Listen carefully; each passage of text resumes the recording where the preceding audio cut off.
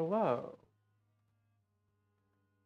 I'm James, and the game for tonight is Mask of the Rose. Last time, David had died, and then not died.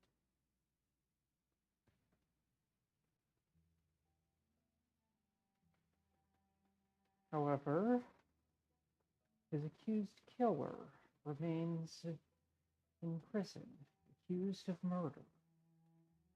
A murder which does not currently have a corpse, or rather, does not currently have a proper corpse.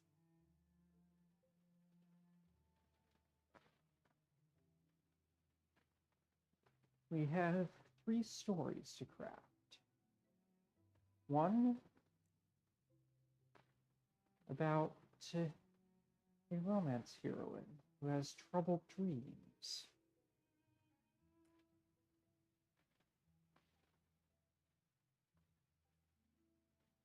One about exactly what it is that Pages did.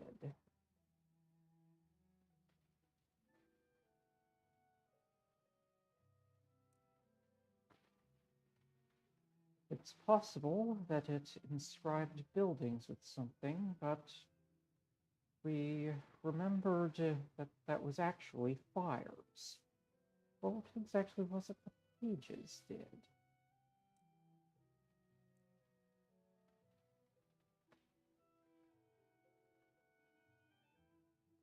And finally, we need to find out exactly who killed David.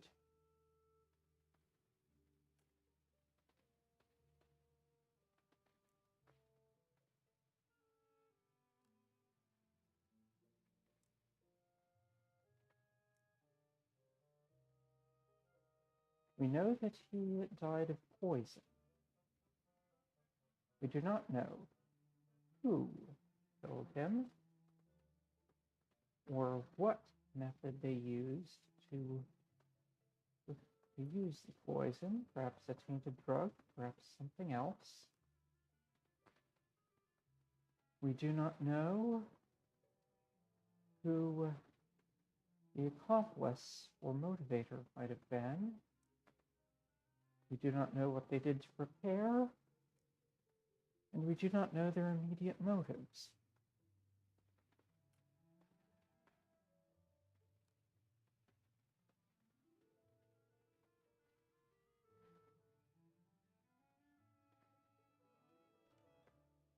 And so,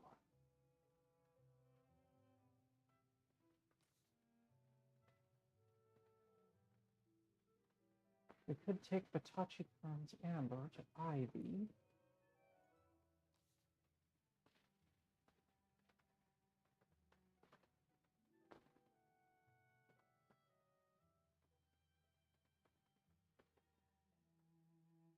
We have a few census forms to drop off.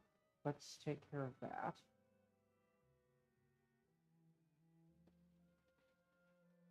Mr. Pages may expect me to turn up with my ministry badge on.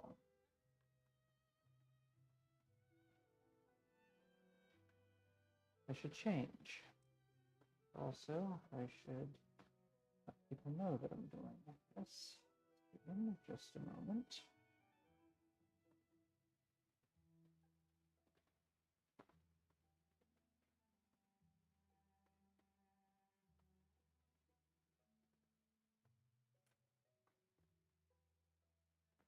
Looking at rubbery kind, unique expression, movement to the surface. What surface? Go with the ministry badge.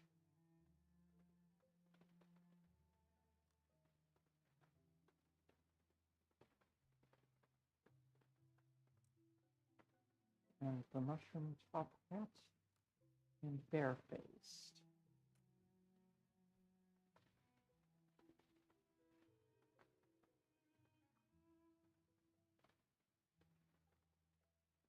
Perhaps this cloak. Yes, that will do.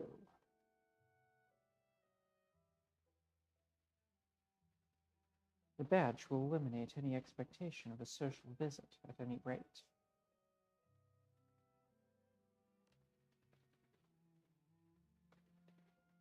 Yes, I think I'm satisfied with this.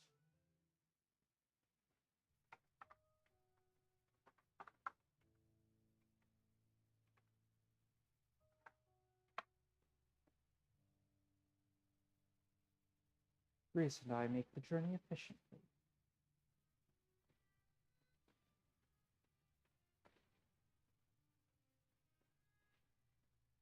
She is lost in her own thoughts for part of the time.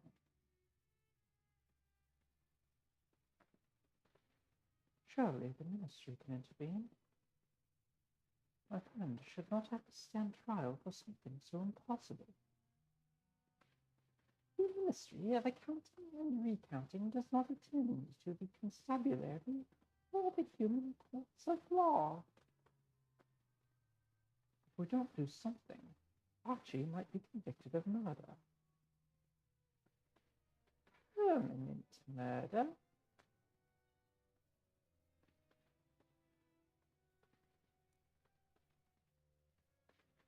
Not permanent, it would seem, though that has not deterred the law. They intend to try him regardless. Pages seems almost disappointed. Oh, the emergency under Congress remains obscurated to me. Your friend did not kill anyone, permanently or otherwise, but the Old Bailey is pleased with him. If it finds him to be unguilty, all is well. If it convicts him in error, what will it do? He'll be hanged. From what? From a gibbet by the neck until dead. Discomfortable. Should this eventuation come to pass, we will send him a basket of solace fruits.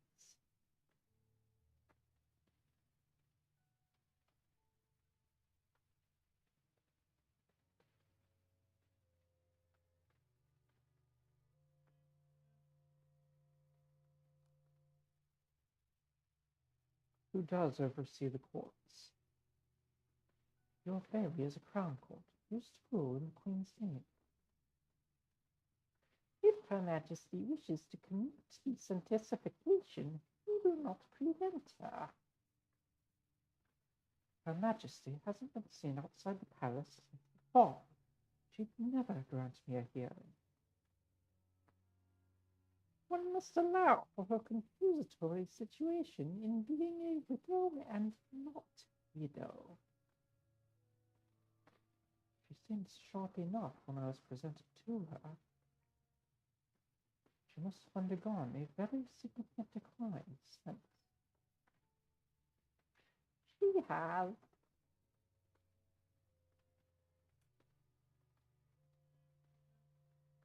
It seems that the constables do the bidding of the ministries. They do, but it is Mr. Fires who watches over them. I do not command constables.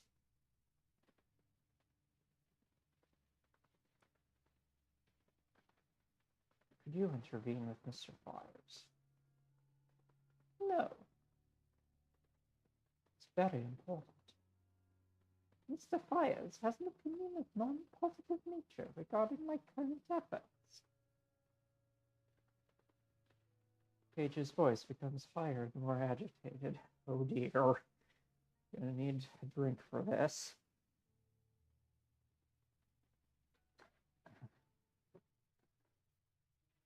It believes that my activities here are in error. It would not be convinced by my persuasions, and in fact we might effectuate a diminution in the confidence it extenuates to our other plans.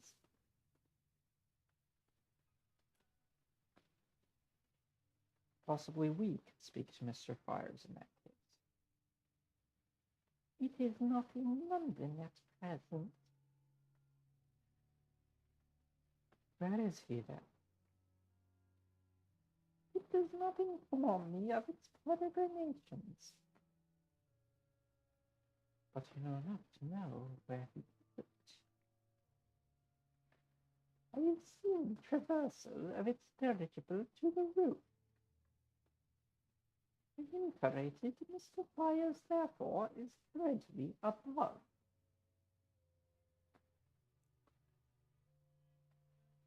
Seems to have reached an impasse, but there are several ways to end matters.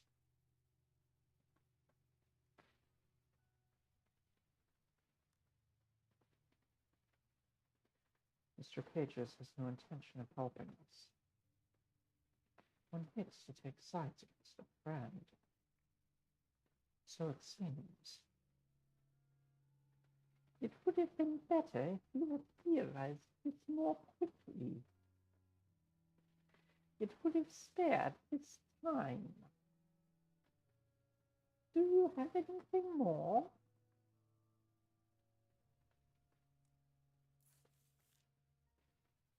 The trick is not to look at the back of the penny at all. Luke Sparnikin. It is notable they have advanced so far as the assignment of nomenclature. Do you have anything more?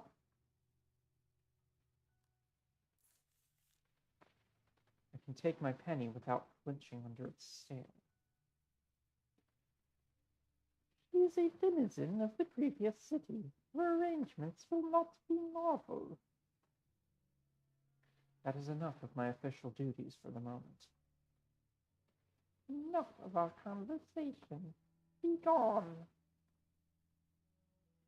I render my thanks and good wishes to all parties, and bow myself out.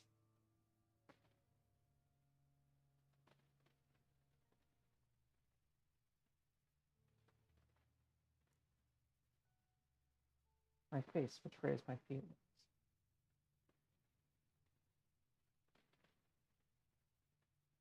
Horatio sets the dinner soon afterward. Action. Told of impermanent murder.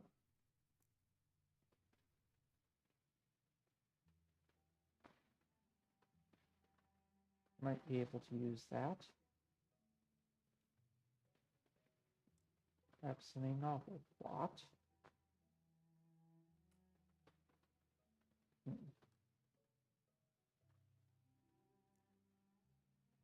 Not in there.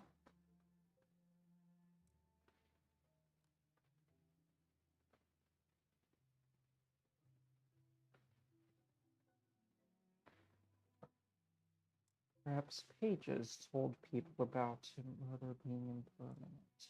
No.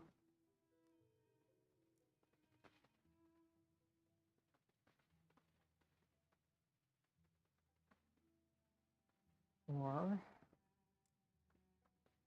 perhaps someone. Yes.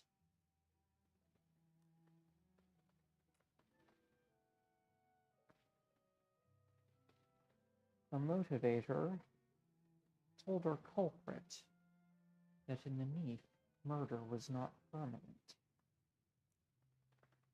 That's a possibility. In which case, our culprit would likely be Milton. Or our motivator would likely be Milton.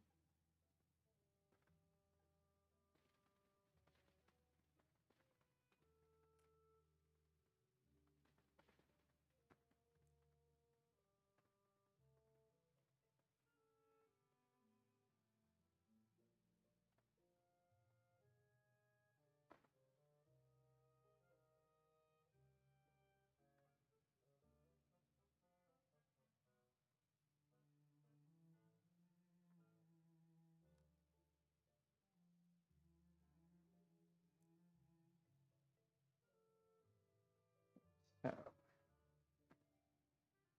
for an unknown purpose, Milton told someone that murder in the Neath is not permanent.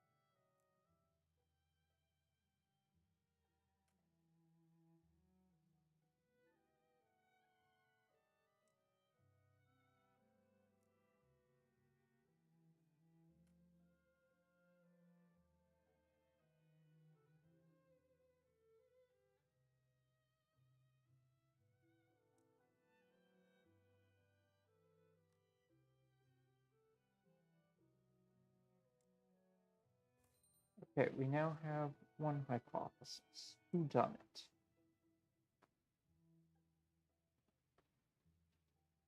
A nameless individual, most of all, wished for unknown benefits. Milton, for some unspecified benefit.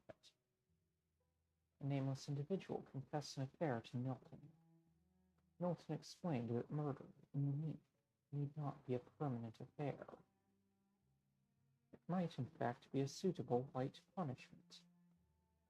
Then a nameless individual saw the opportunity for a bloodless vengeance. They resorted to poison.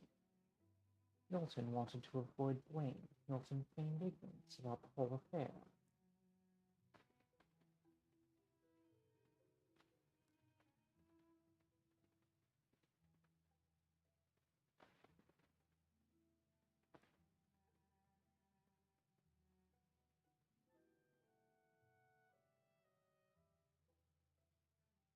It is now evening.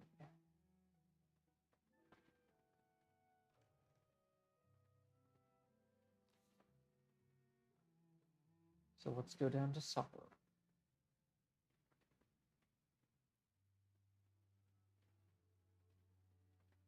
Ah, comrade, there's a newcomer to the house. You might find it amusing, I suppose. It is an unusual situation. You look solemn, Horatio. The last time was when you told us the supplied cheese had run out. I know we've had a happy little group here, but the time had come. I've taken in a new lodger. I'm doing my best to get Archie sent home. You haven't yet, and we don't know how long it will take. No, but I don't think it's time to give up and move on.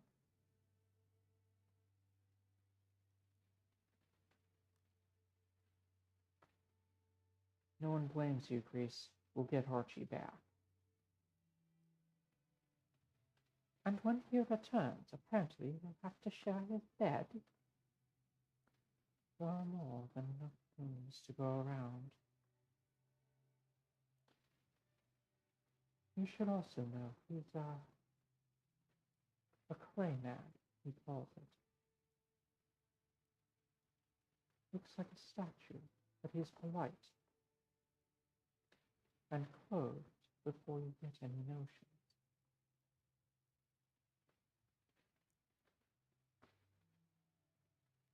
The dock workers say they've seen the golems on ships out at sea. They call them claymen. Even if he's the most well-behaved statue you've ever met, it's a risk. It will draw attention, but I don't see the need. Everything we do reflects on Archie now. I need someone who can do for me outside the house. Or hadn't you noticed that I can't go outside anymore? That is, I know you don't go out much. I suppose the last time I saw you go out was to the graveyard. I don't anymore. I do not step through our front door. But the trade is, I can promise you our new lodger won't do anything I don't know about. Forgive my clumsy interpolation into your domestic idyll. I wish to make myself known to you. I am... Makes a noise like rain running down limestone. I believe the best translation is moss.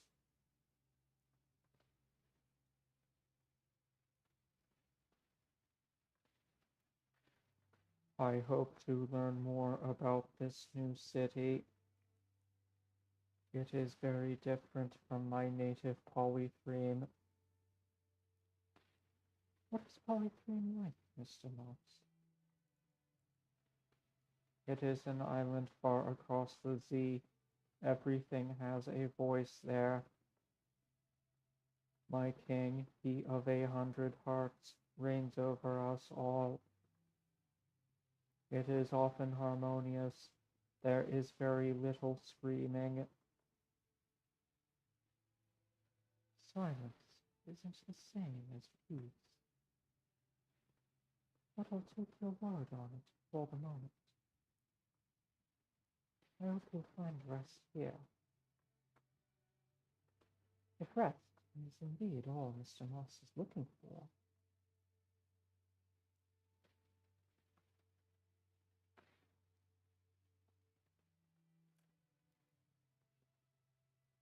Welcome. Is this your first time in a human habitation? It is difficult to answer that. Not to worry, we can teach you to tell one species from the next. Would you call someone human who was born of a woman, but has the shard of a mountain in his breast? Sounds like the victim of a mining accident. Perhaps one of the more unusual saints. What motivates a clayman to reside in a boarding house in the first instance? I assume you neither eat nor sleep. The accommodations would seem to be of little value to you. Griselda. No, it is an honest question. This seems a happy place. It makes a sound like water flowing through the spout of a gargoyle. Oh, I was not made for deceit. The king did not fashion these lips for lies. I sought a man in the previous city. I did not find him. I believe he was at odds with the Khans. The who? I have heard they call themselves masters now. They style themselves after their latest acquisition. But the man is gone, and everything has changed. I hope to find my place and my purpose once more.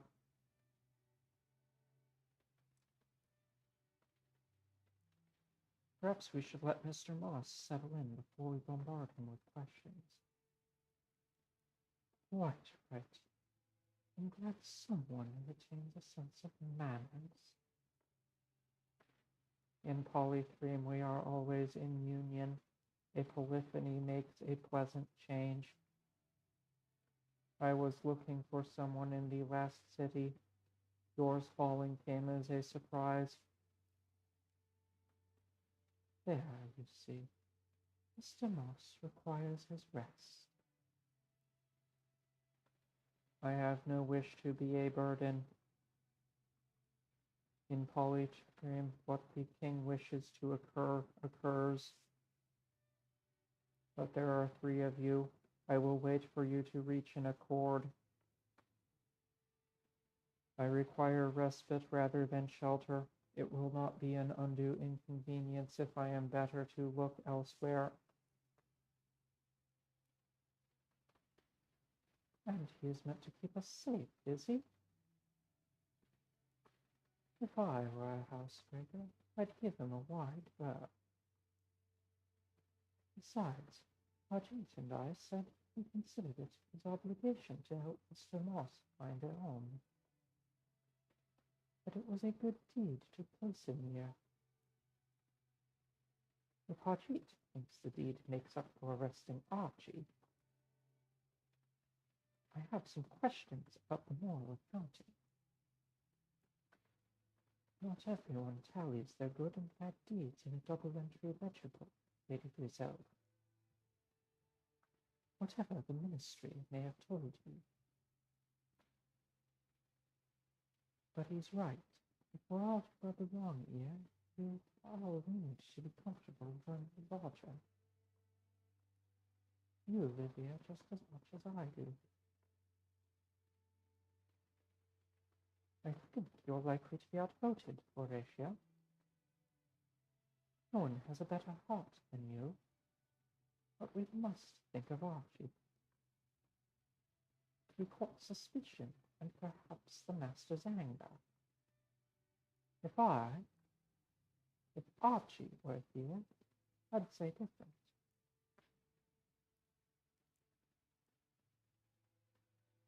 I think we have room for one more. Ah, I shall go and tell Mr. Moss the good news, and let him know he has you to thank.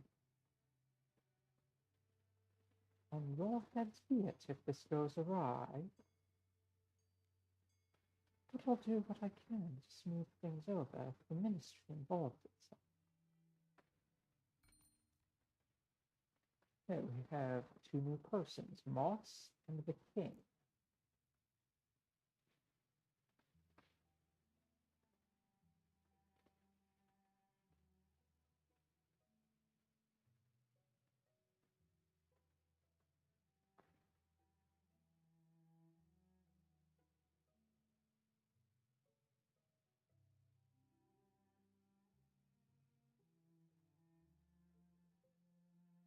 Okay, let's see what we can do with those. Novel plot.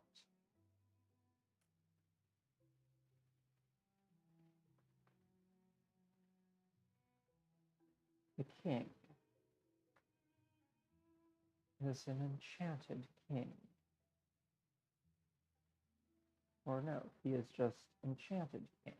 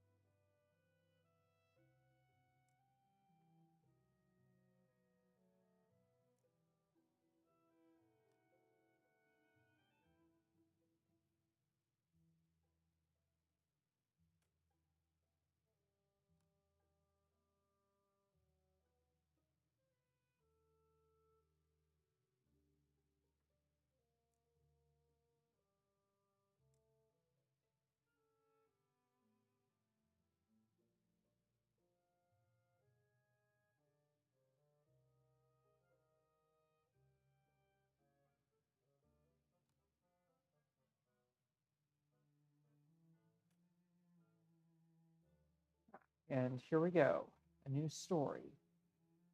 A spoilt beauty and enchanted king encountered one another in the land of nightmare. The spoiled beauty now dwelt in that place more than in waking life. Even when the spoiled beauty seemed awake, her thoughts were often elsewhere. Enchanted king was hopelessly in love with the spoiled beauty, whom he met only in the land of dreams. Perhaps yeah, that makes more sense. Spoiled beauty was so afraid that she stayed up many nights in a row, and then one morning fell deeply asleep. Enchanted king gave her a safe house as protection against predators. Enchanted king fights regrets. A spoiled beauty understands her fellow creatures better than before. Yeah, that looks good.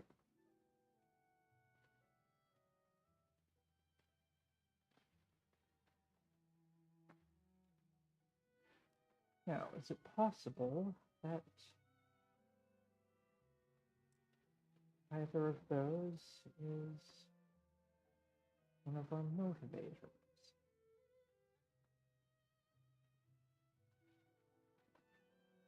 No.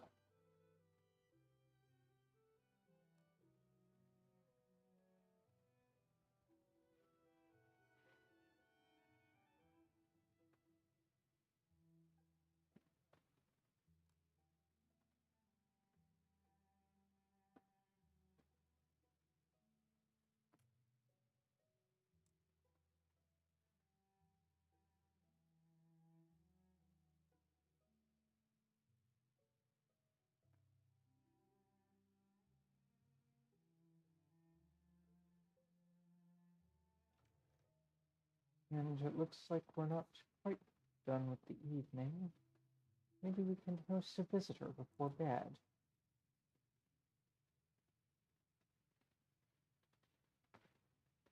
A shape coalesces in the attic, or more accurately, looms. I am sorry if I startled you. I hoped we might become better acquainted, and I have several questions regarding my tenancy here. I would have asked the others, but Mrs. Chapman was dozing, and Miss Smith told me she was engaged in important business. I did not realize business constituted the imbibing of wine. I have much to learn. Do let me know when I make an error of etiquette. I am sure there shall be many.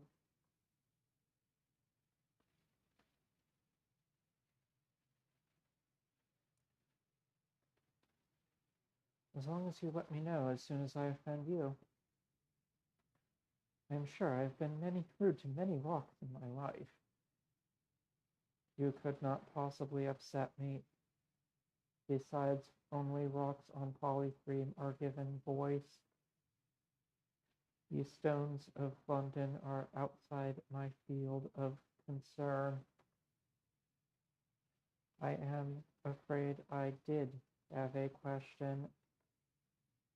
In polycreme, our king rang a hollow bronze chime to summon us when required. His favored servants all bear his own image, so both our station and our duties are clear to all. I am afraid I find the etiquette here more confusing. I hoped you could explain my duties. As a lodger in Mrs. Chapman's guest house,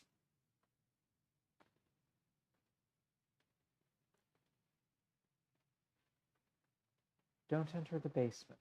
That is the most important thing. Ah, curious. Horatio warned me of this. She also warned me not to allow any of you into the basement. I think she thinks because I am made of stone, I can serve in such a capacity. It is not my preference, but I will do as asked. This seems in line with my expectations. I had one last question, forgive me, but I wondered your thoughts on my behavior thus far. I hoped to be well liked here, if you could advise me.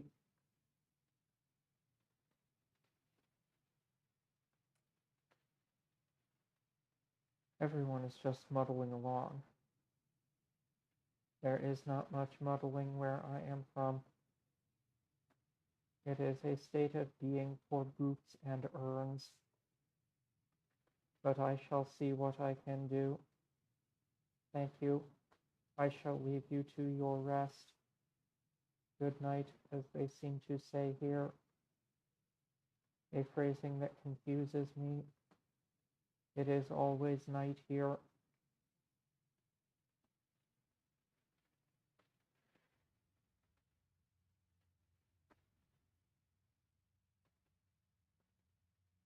Okay. Now,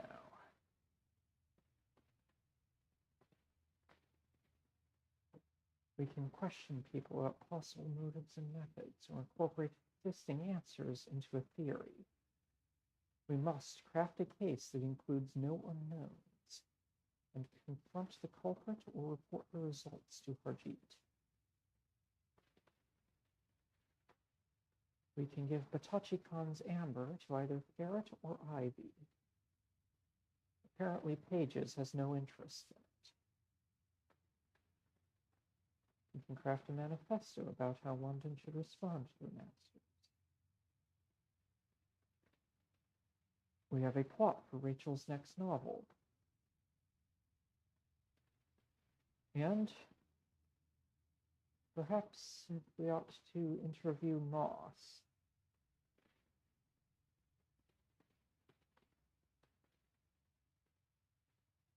of which,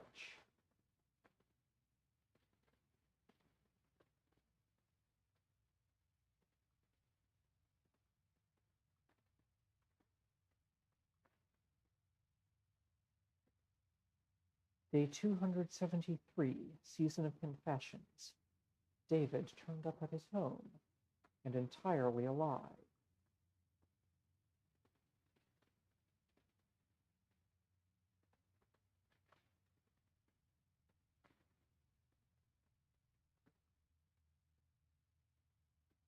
Moth, Day 291, Yule. Horatia introduced a potential new lodger by the name of Moth.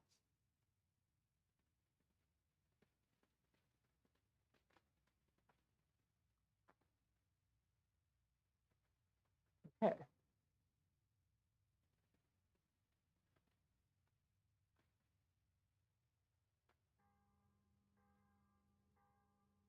Day 292, 13 days remain in Yule.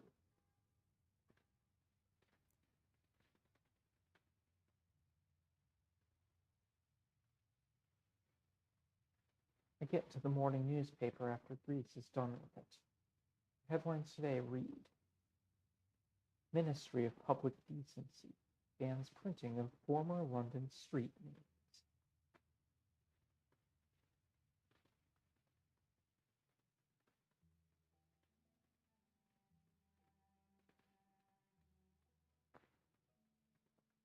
And we can now recall the past again.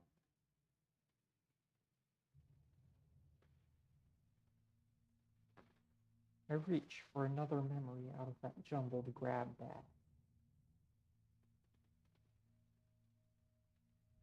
After the fall, there was a time when I didn't go to dinners.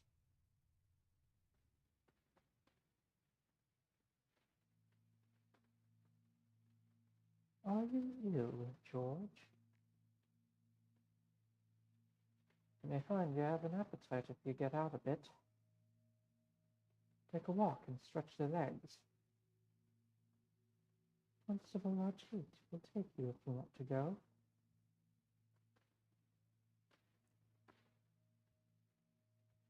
Thank you. I know it's kindly meant. But you'd prefer us out. I don't like to see you in this state. Come downstairs. We've said our piece. Best to leave it.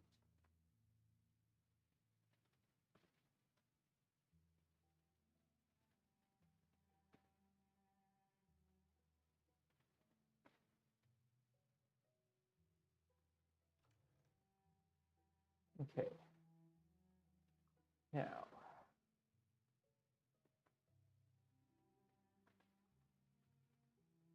we have a story to drop off with the Landos.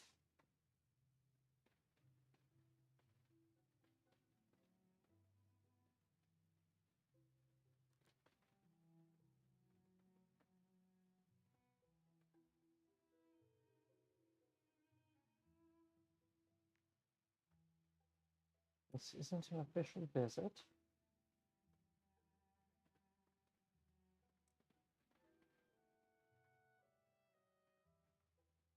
Let's go with the corsage.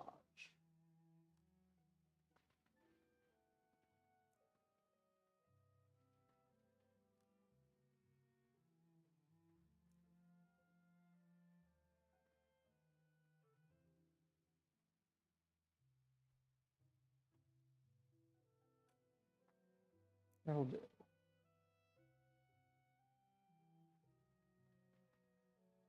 I consider what a landau would make of my current garb.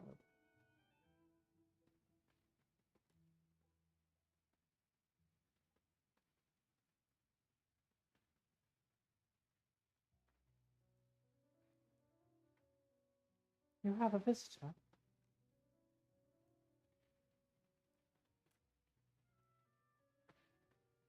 I hoped Phoebe would stay, in fact. As you like.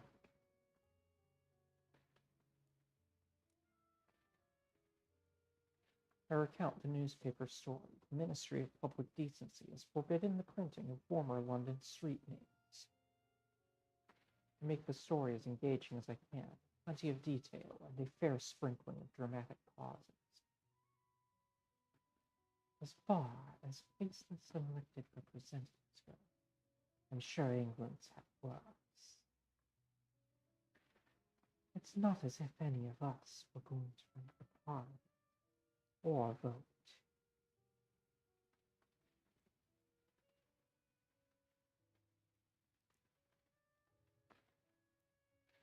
I speak a moment about the sinister nature of the ministry.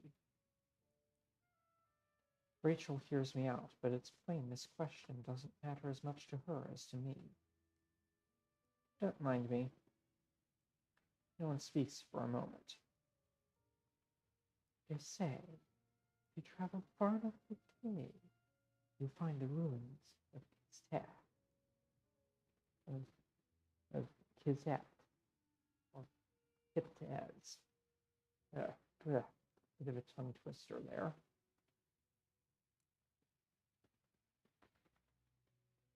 I lay out the plot as I've arranged it, especially the neat conclusion. It ends very cheerfully. Yes. I need to write more chapters. They will require some sort of difficulty.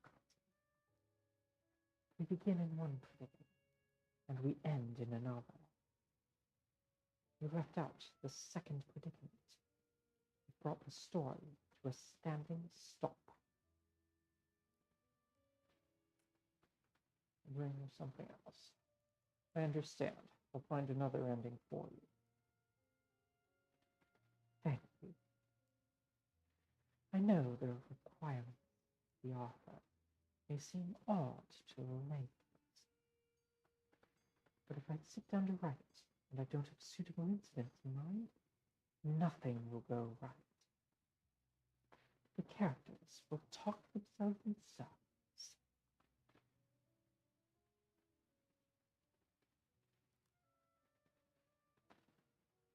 Rachel's conversation circles back to Milton's salon, which is plainly the source of most of her social engagement.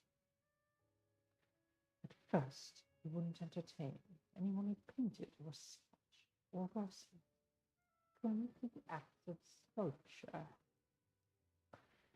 He said you couldn't tell enough about the souls of the characters. It wasn't interesting to him if it didn't afford beauty. But he was converted out of that view by the contribution of Solomon, especially Simeon, who, according to Milton, makes all his painted heroes into a temptation and a reproach. After that, the rules against visual representation were somewhat relaxed, and the company grew more mixed. The business of the salon is evidently central in Rachel's existence, and at the same time, it was the one thing that David would not allow her to discuss at home. So she tells all of it to me, never tiring of its personalities and its particular etiquette, so unlike the manners of her own family. I must return to my writing, Ray. Look after yourself, Conrad.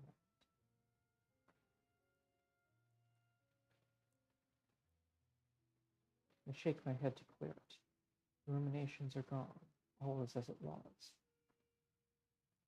It's time to run one more errand today before supper.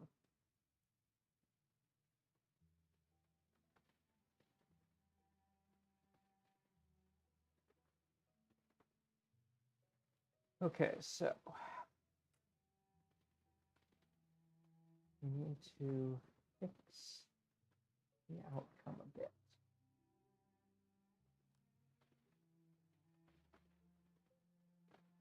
Both of them are mired in regret.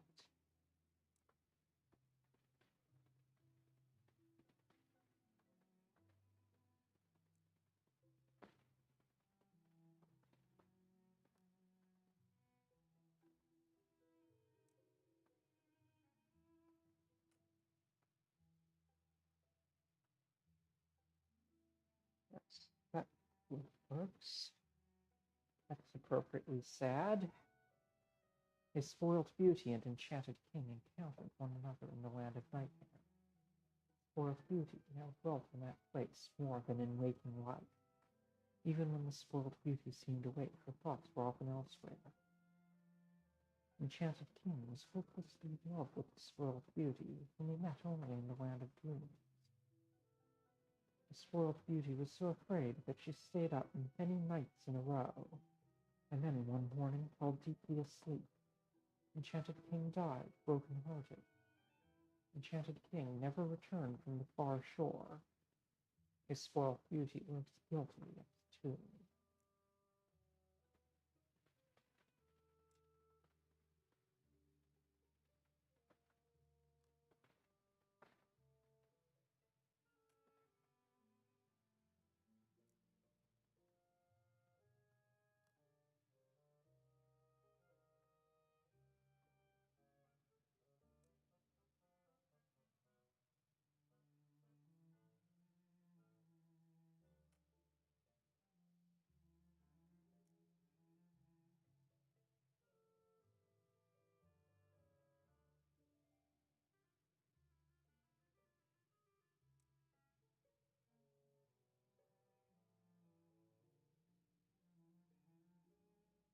That looks good.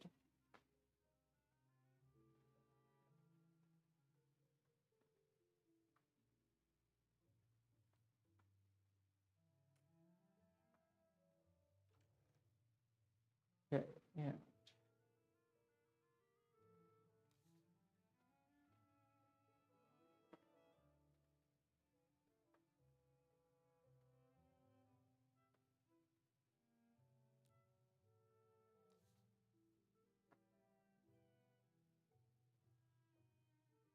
Let's interview Phoebe about whether Milton could have been involved.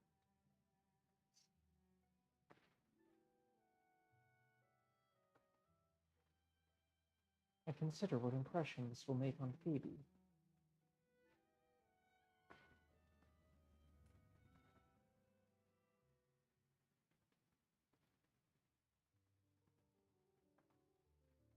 You'll have to speak again. Just a moment. I wait while she finishes her chores enough to take a moment with me.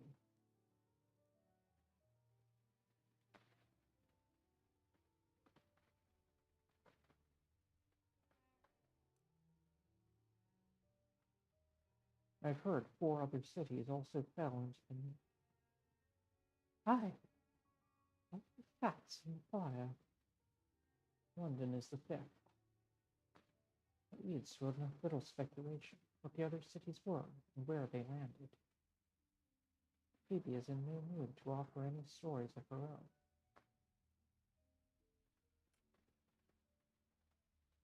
Do you mind if I ask you a few questions about the murder? There are some things I don't understand. I don't think they want me to.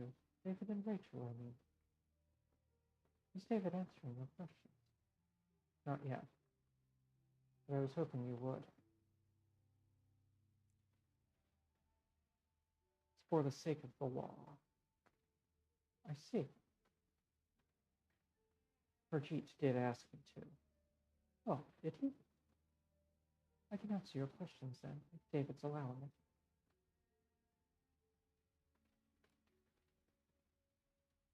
Would Milton have had a reason to kill David?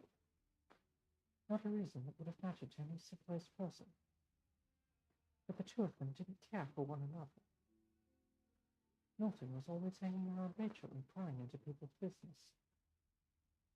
I did not put it beyond him to kill David out of malice. Silence followed. I wonder whether I could ask a favor.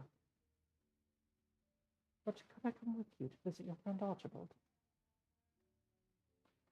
I'd like to know what to expect before the trial.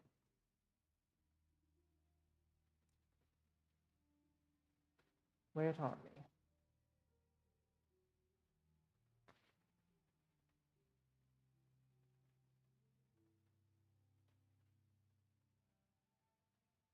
I brought Phoebe with me.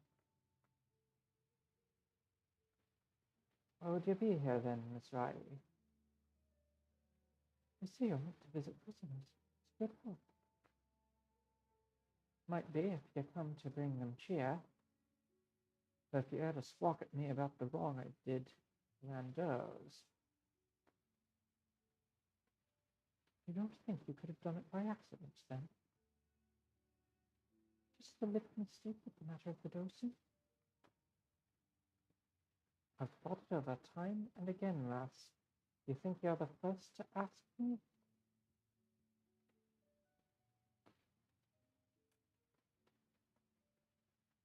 She is worried someone else did it. So she'd rather it was you, Archie, by mistake if need be. I'm only trying to understand what happened, same as the rest of you. I've been thinking all this was to get me out of London. Someone killed David in order to get you out of the way. They did like to give themselves a long way around, didn't they? Aye, to hide their true intentions. Ah, you're as good as a play, but you can't see my mistress. She's always in good sport, and the stranger the better.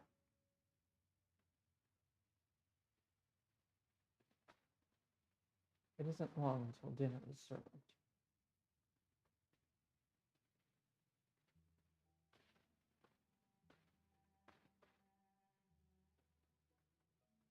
Okay. We have a possible solution.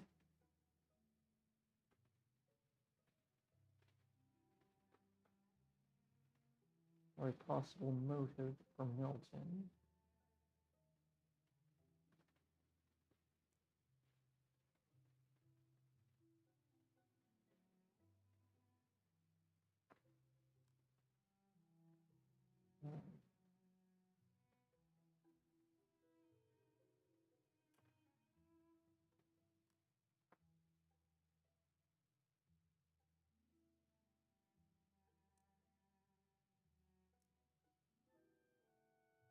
So, wanted Archie out of London isn't listed as motive.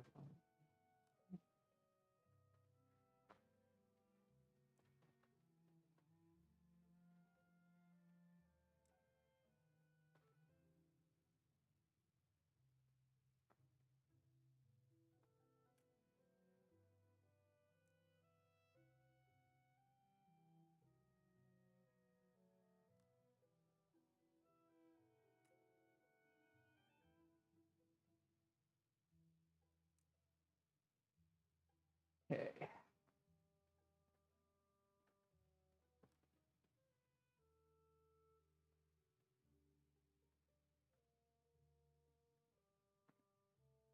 Milton wanted someone. Yeah. Okay. Milton wanted David dead out of spite.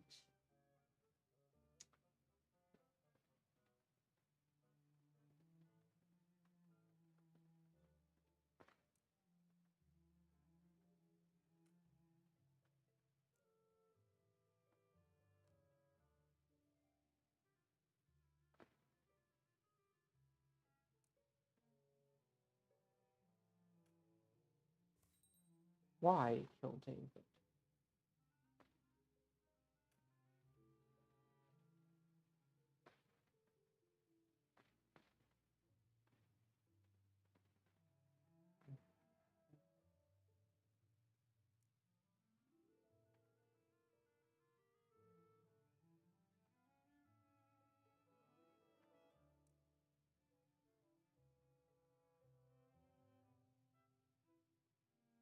Allow me, gentle listener, to confess my crimes.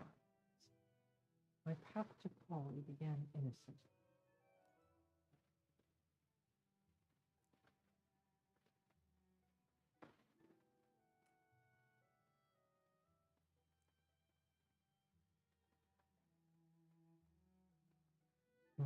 Okay, here we go.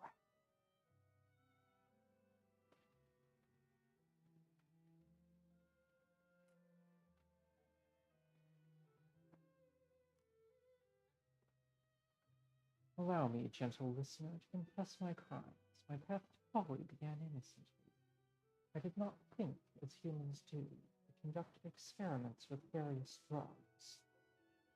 Someone had unspecified desires.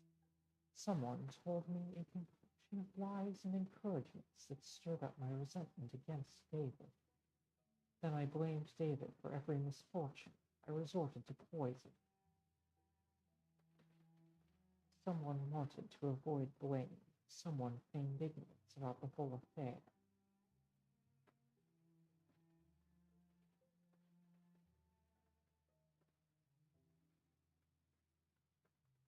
Okay, that's a possibility to try.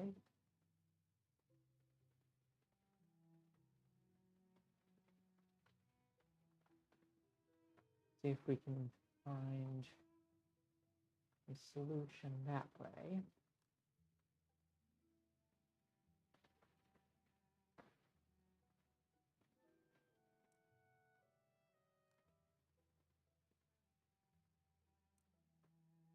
Using unknown methods.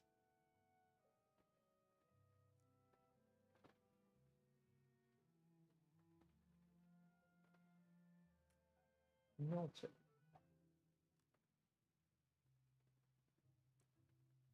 told someone of impermanent murder for an unknown reason.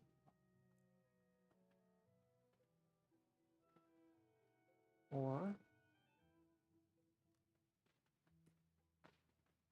that's David undergoing health treatment with unknown desires.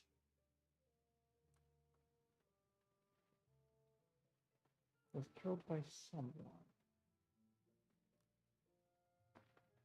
for some reason.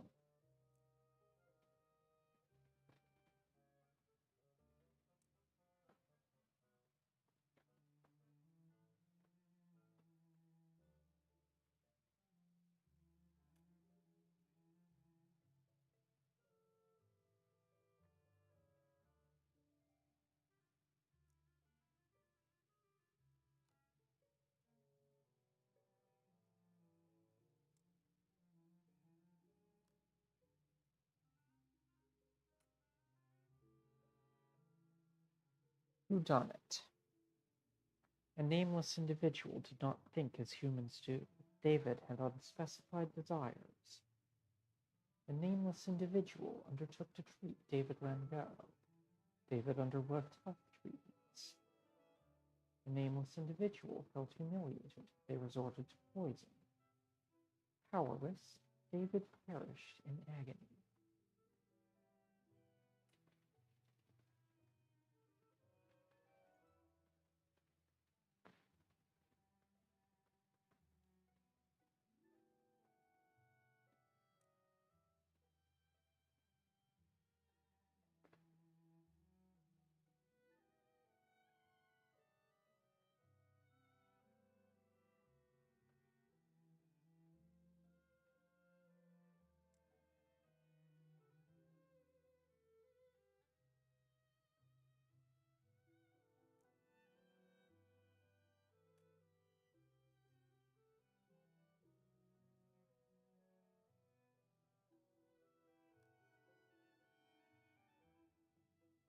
A tragic ending.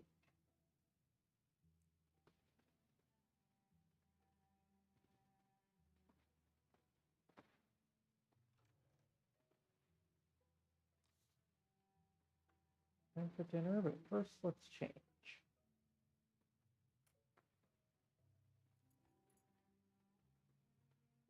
No hat.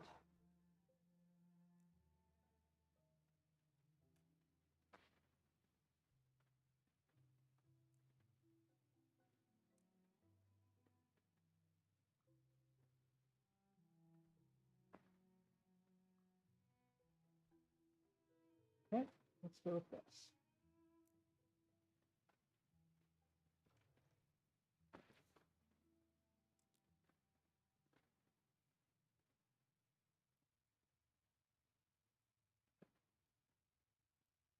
I don't want them. He's trying to find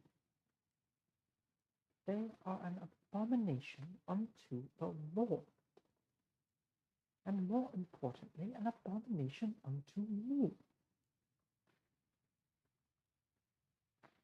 Can't you make that see sense? A new lodger is making all the dolls for reasons best known to himself. Claiming versions of us. Please make him stop doing it.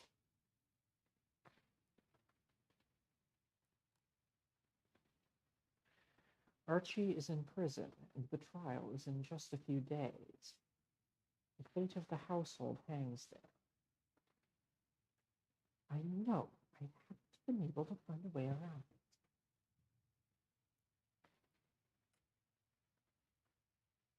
it. Enough said, I think. With luck, he'll get a stall at the market and turn a fortune towards his rent.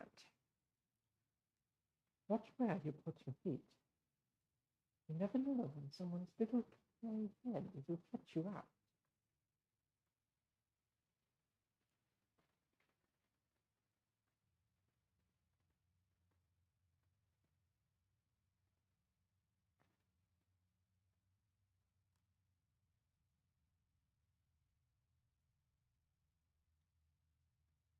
Still need a plot for the next novel.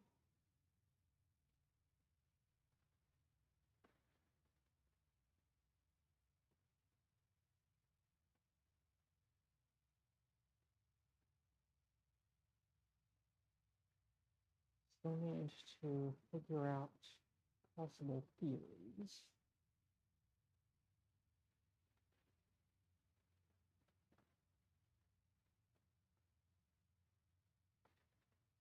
And we still need to take a census for moss.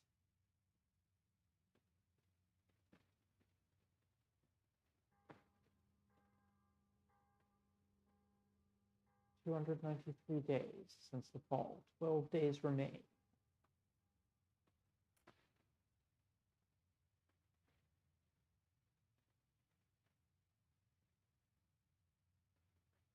And first, to the morning paper.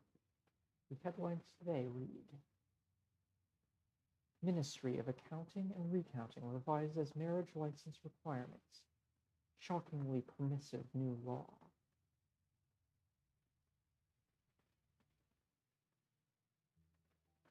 I have some idea of what that might be.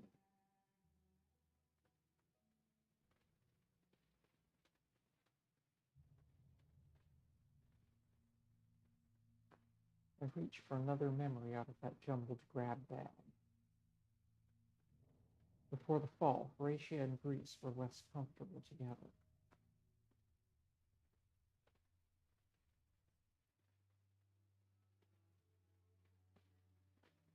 What a remarkable painting, Mrs. Chapman. All kind to say so. They were stiff with each other back in those days. Greece always talked as though she wished she were somewhere else, and she didn't have trousers yet. The lion's expression is very amiable.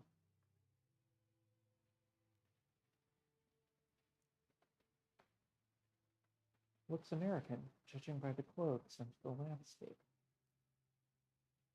No, the trees don't look terribly English, do they? The painting depicts the peaceful kingdom. The lion shall lie down with the lamb, and a little child shall lead them. Ah, scripture. It's not Leviticus, that's the book for the putting to death. Isaiah. The painting is a gift from my father and Quaker friends.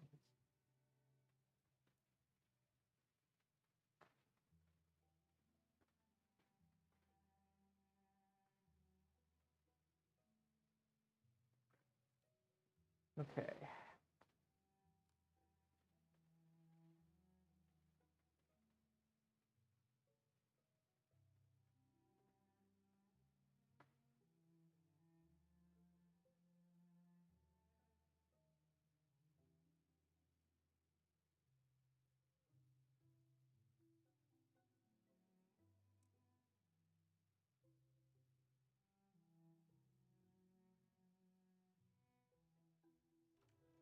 Head outside.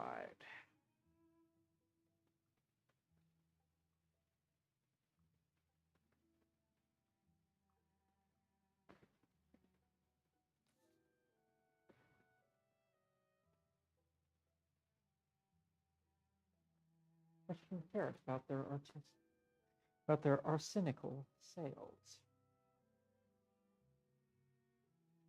Usually a good idea to dress down like this for ferrets. Yeah.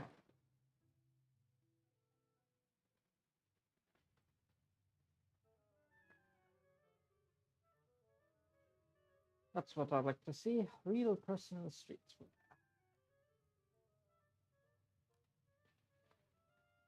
To recount the newspaper story, the ministry has changed marriage license requirements to allow more people to be married.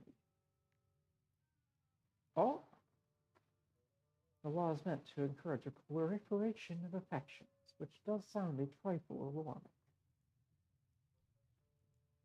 I give a bit of a mocking edge to the whole tale. I'll over my head, though if he is a ministry from menace eradication, he'll let me know.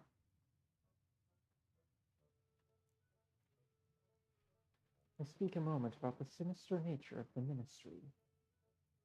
Ferret nods along and even finishes a few of my sentences for me. I've heard about Her Majesty's palace.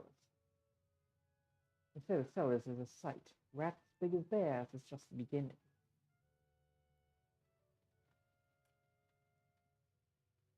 There's something down there that has teeth for hands. Sharp teeth.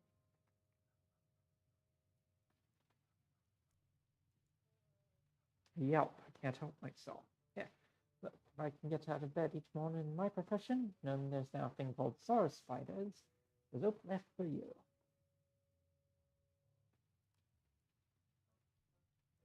Still a good bit of poison here. Anyone ever want to use it for something unusual? Only for things that want poison, or other purposes now and then. One of them brought you put out a house of events just after the fall. Put arsenic in your candles and they'll burn bright and longer, so it said. That was a good week. Everyone needs candles. I nod at Ferret's updated sign. Times are changing, I see. Well, the sign has given me a bit of a professional edict, truth be told. Hard to look myself in the eye at the end of a day's work. Rat small spiders, instruction and conversion. What with being a rat catcher and there being talking vermin? Sorry, shouldn't say vermin. I'm told it ain't polite. Not that I've been talking to him, obviously.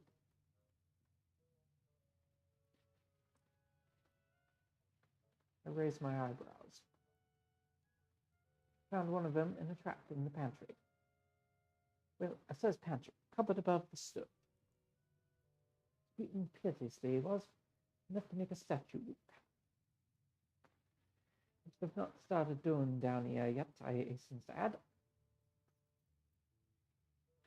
I raised an eyebrow, thinking of Horatia's new tenant. The Lord bless us and save us, tell me not a word of it. Well, anyway, long story short, once I'd apologized, we struck up quite the repartee. Which is a long way around introducing you to algae here. A rat darts from across the counter and bounds onto your shoulder where it sits, whiskers twitching. New item acquired. Algae. Algae? Really? I do beg your pardon. It's easier. Just easier to make myself heard from up here. It is not algae, rat catcher. That sounds like something one finds in a common sort of pond. My name is Algernon. Anyway, very good day to you, friend of ferret.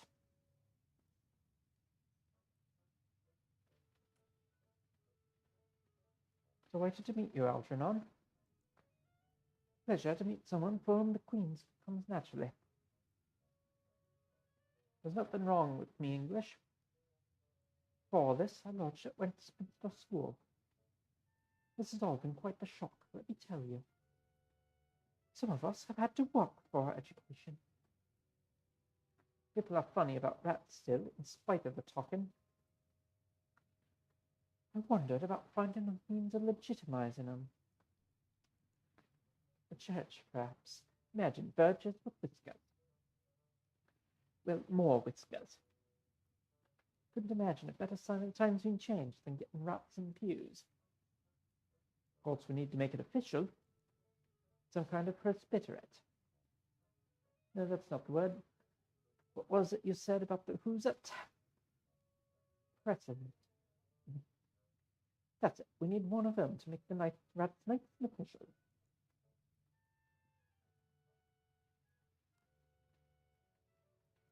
Now wait, there's a request coming, I can tell. You've the look of saying no, but will you help us? Assisting constructing a history of rats? Your ministry connections, it should look a bit more official. If there's rat steps to be taken to the church, not on best terms with the vicar.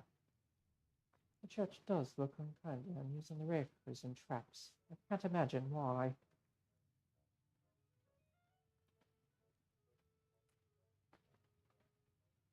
Whatever you want. I'll consider a story for how rats came to know language. Knew you'd come through. Make it seem innocent, eh? But not too subservient. Story that'd make talking rats acceptable to the church, what's it? Maybe if there was leftovers from those times, or maybe some old fool found their way down here and told him how to squeak properly. Goodbye for now, Algie. Enjoy your time with your new pal. I tolerate this indignity only if it means ultimate companionship. I shall miss you too. New goal, seek social acceptance for Algernon.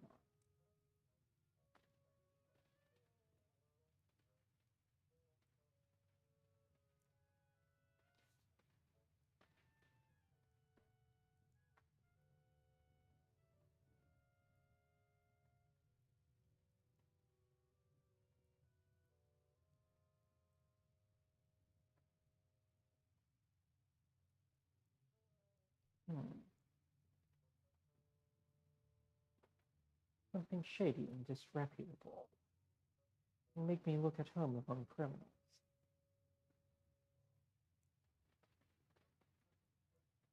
Give you a penny for that prison jacket. Don't look like it's worth more. They haul out the prison jacket. Need a particular flattened garment, and mine stings. It's got long sleeves, so it's warmer than nothing, eh? This jacket says I've spent time in prison. That's not how I acquired it. But it fits among the criminal fraternity and encourages a confrontational attitude. Bye-bye. If you do fancy a bit of a visit now and then, and warm your hands at the furnace, you're always welcome. No need to have official business before you drop in. Always happy to tell you what's what in the Berman business. Might be you can tell me a thing or two about your work, if you've the mind.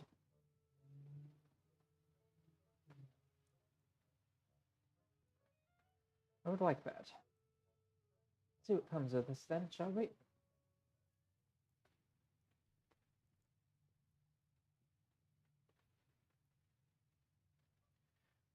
I just have time for another errand before supper.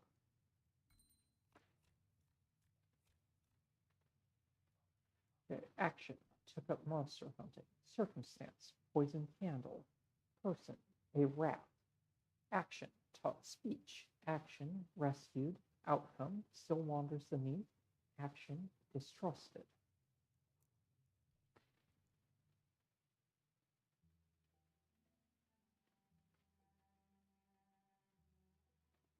Okay, we have a bunch more we can put in the novel.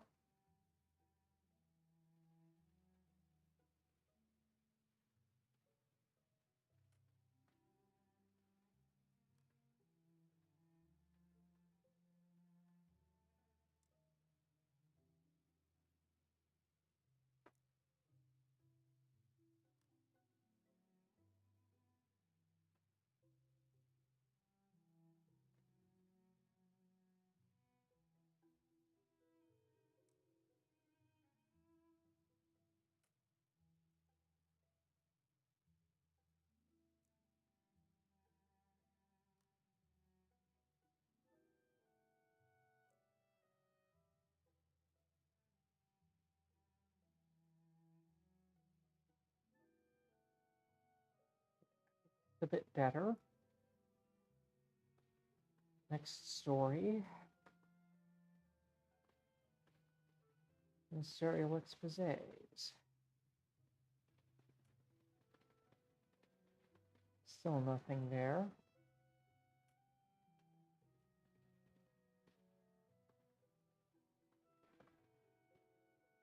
And lastly, oh, rat hagiographies. That's a new one. Ministry solutions. Okay. Poison candles.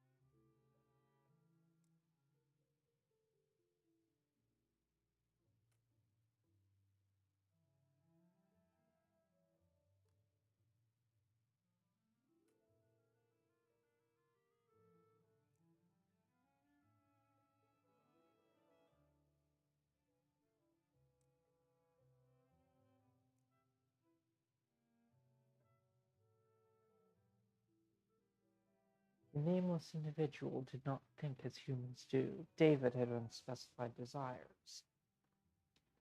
A nameless individual went to the market and returned with something utterly unidentifiable. David underwent health treatments. Then, a nameless individual passionately resented this display of hypochondria. They poisoned David by somehow introducing arsenical candles to his room. David obeyed the will of inhuman powers. David died with lungs and stomach burning.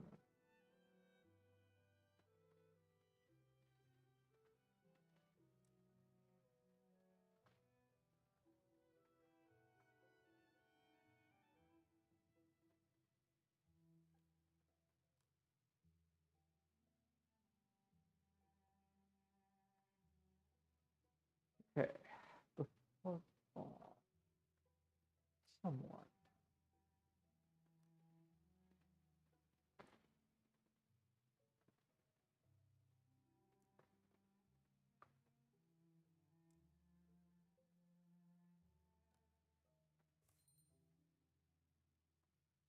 New rat hagiography crafted. Rodent domestication. A nameless individual came upon a clever rat in the depths of the need. The nameless individual conferred on him the knowledge of human tongues. A rat rendered mannerly thanks for this kind service. A rat used his new position to introduce new ideas to human society. The unknown individual may well still be alive somewhere in the need.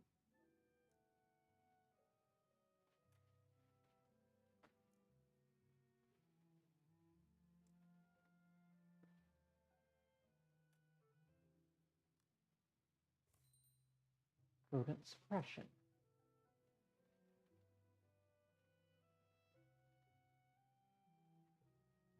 A rat hid his distaste and joined among the followers of a nameless individual until such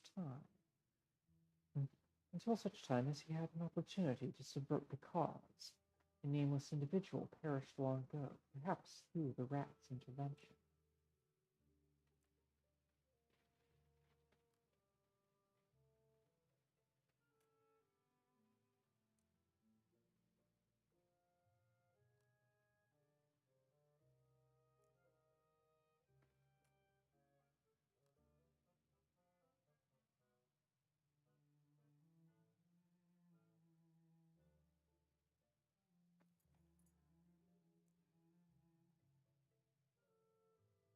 Algernon.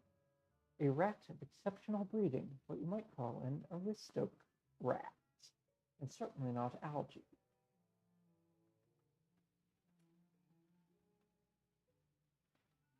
Yes, let's invite her new friend to dinner.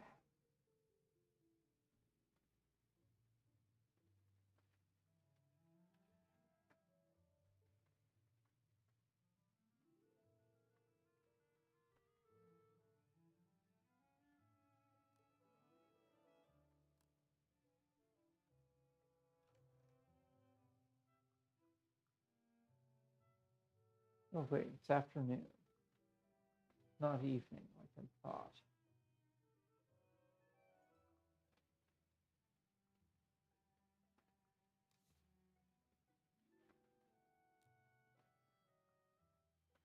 Can't do ferret's shop twice.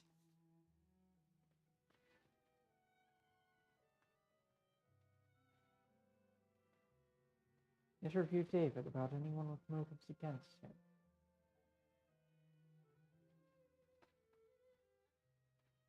One must hope David does not have a prejudiced fear of vermin.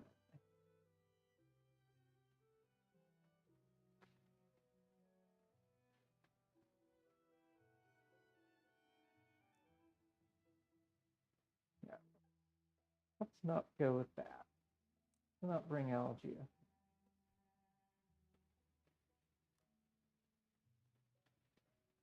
Yes, that'll do.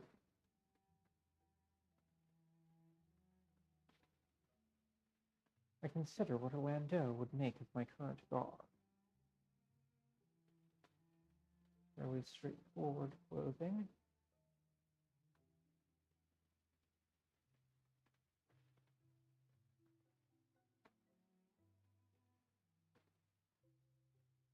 Yes, I'm satisfied with this.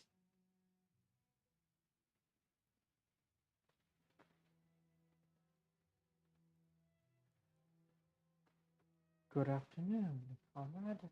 I hope you're keeping fed.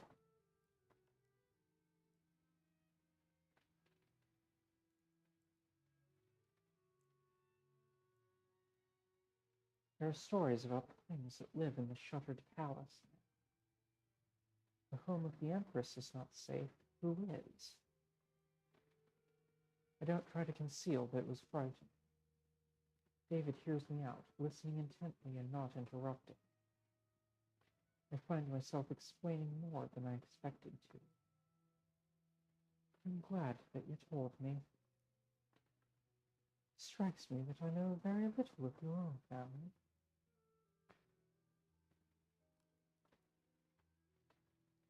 I describe my family history as I've done before. I pepper the story with the most outrageous and silly of events, with special attention to the accidental near drowning of an imported elephant. It sounds good, doesn't it? David studies me for a long minute, then nods.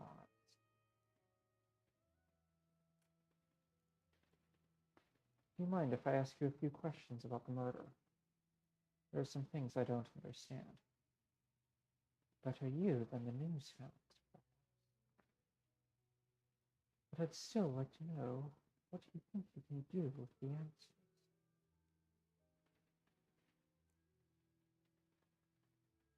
The law has cracked somewhat. It requires a touch of volunteer assistance. There are uniformed constables now for good reason.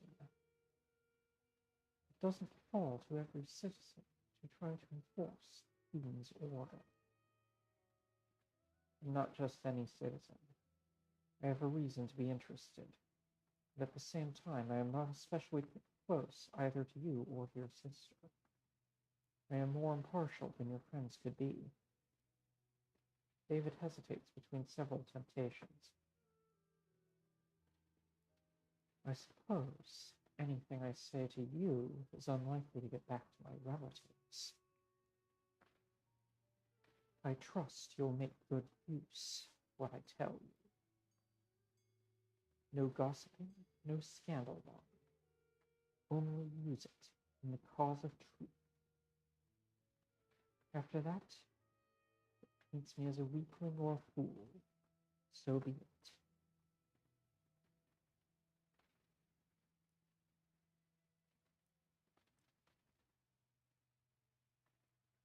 I don't suppose Charlotte Cunningham's husband wanted to be rid of you. I need to trust someone. At least I know you didn't kill me. I've spoken about Charlotte's husband before. There's no need for him to tell me again about the letters Charlotte sent to David, trying to rekindle a romance, and then drawing back from it again.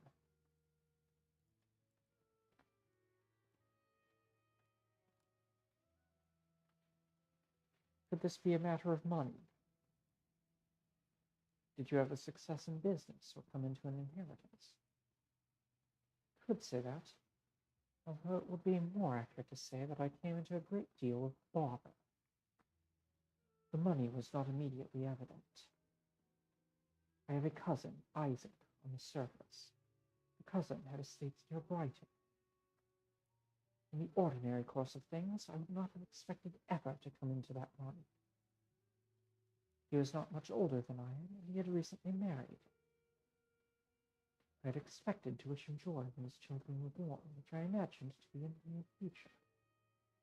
Instead, when mail service with the surface resumed, we found notification that he and his wife had both died. The estate comes to me if I could reach the surface to claim it. This may have displeased some of our other relatives. It will certainly have put Isaac's brother's nose out of joint.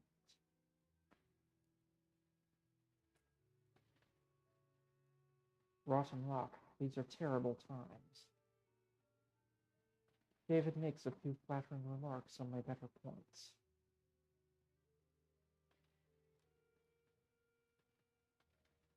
Was there anyone who had strong feelings for you? Anyone who might have acted on them? There was Charlotte Cunningham. We were engaged once.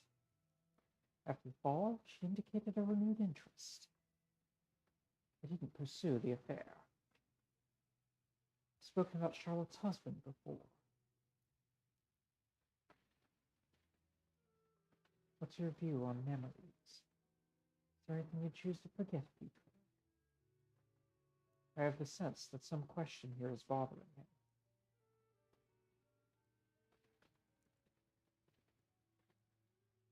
All our memories have value. I wonder, some of them might put us on the wrong track. Even after we've stopped speaking, he looks thoughtful, and the conversation falls silent for a moment. Finally, he shakes off these reflections.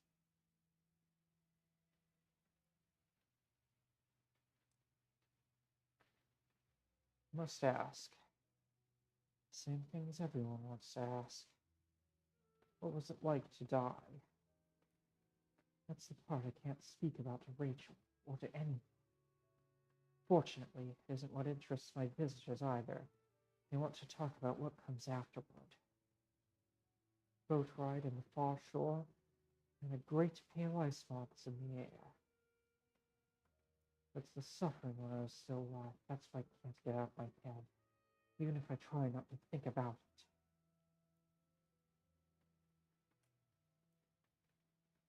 Dreadful. I can only imagine how it must feel. David makes a few flattering remarks on my better points. It's not a pleasant thing, dying. My head ached and my lungs were burning. Felt like there was a ball of fire in my gut. And then my body began to purge itself. Spare you the details. I think it must have been Phoebe who had to clean the place afterward. Another indignity that I did that to her. Made her face such a thing, I mean. It's a terrible sensation when you realize that your body is destroying itself, and it's being damaged beyond repair. That you're going to die, that you're nowhere near dead yet.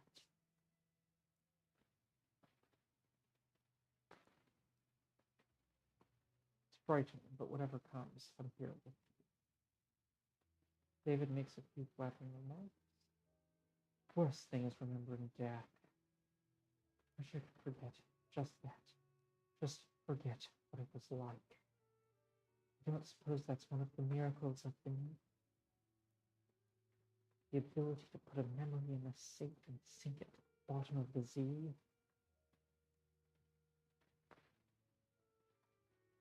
If anyone does know something like that, it will be Archie, or perhaps Milton, not the people David would choose as confidants.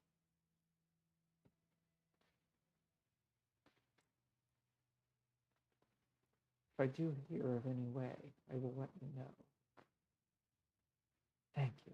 Don't worry. I don't expect you to be able to. If you did, I would be grateful. Help David forget Dad. We should bring this visit to a close. Everything is always running too slowly, and yet every day is the same.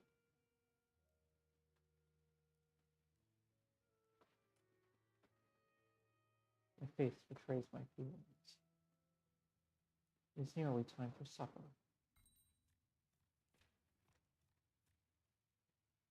Okay. A surface dweller wanted inheritance. Told of inheritance. Planned to return to the surface. Wanted David not to inherit. Loved David. Sent adulterous letters.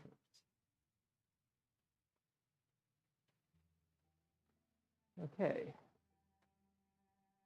That is a theory.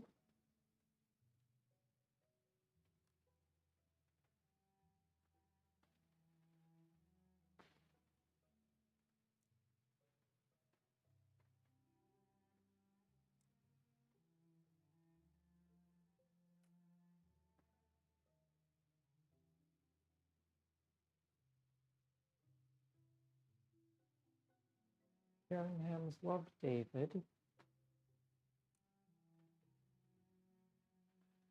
He sent adulterous letters.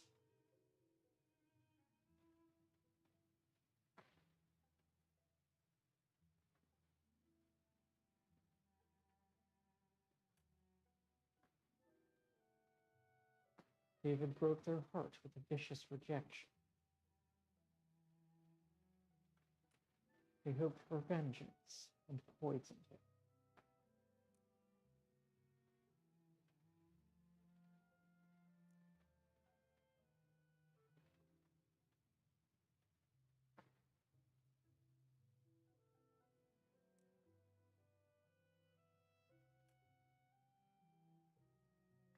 The Carringhams most of all wished for David's love, David for freedom from his romantic expectations. The Carringhams committed the murder. David broke their heart with a vicious rejection. Then the Carringhams blamed David for every misfortune.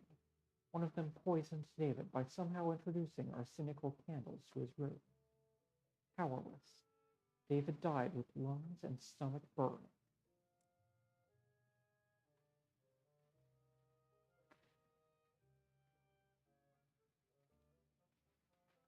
Okay, that is one solution. The next solution to propose.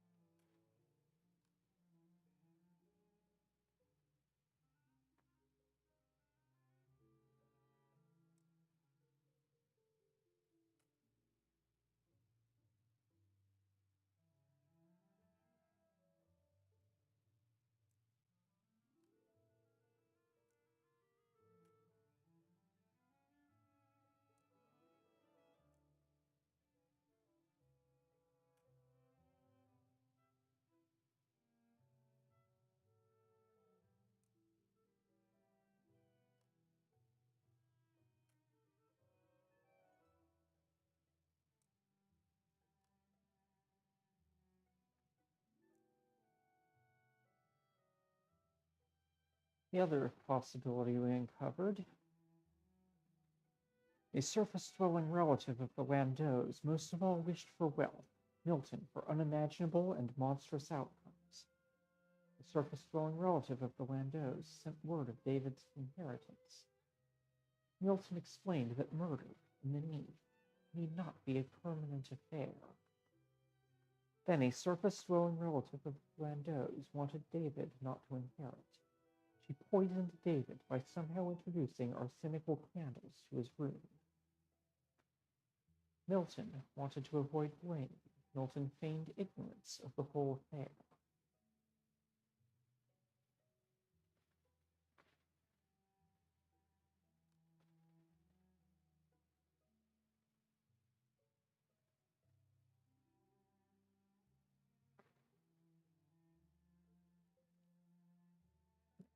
Let's take a look at our potential novel.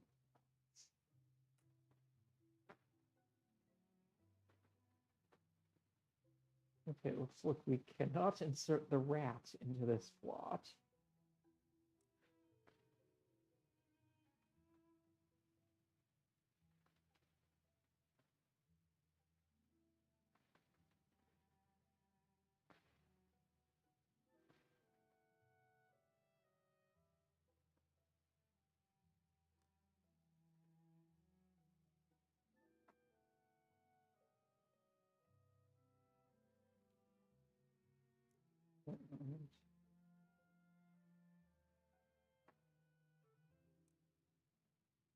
So if I insert a rubbery man, it becomes me.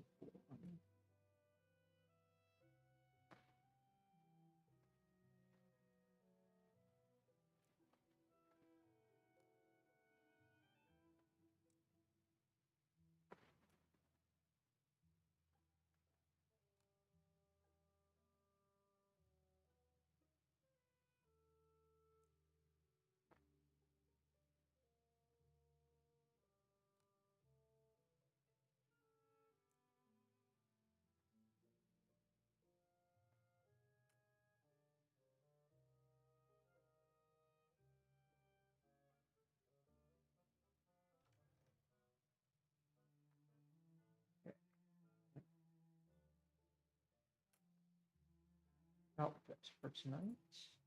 Dinner. Bring on Algernon.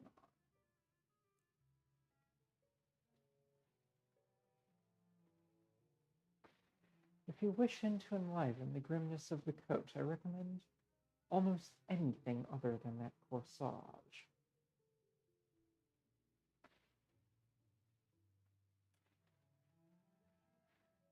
An austere and sober look that does not detract from the glory of your headgear. The bare face will give your thoughts away.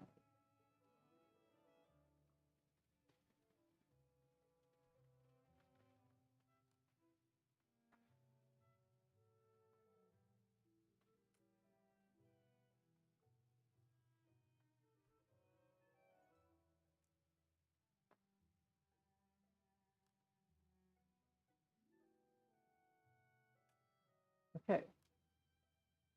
Let's go to dinner with that outfit.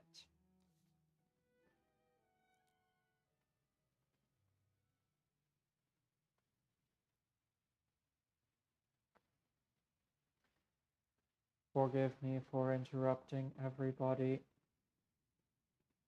I have something I'd very much like you all to see. He was asking me about my work with Mr. Pages. I very much hope I am not about to be confronted with a version of him in play.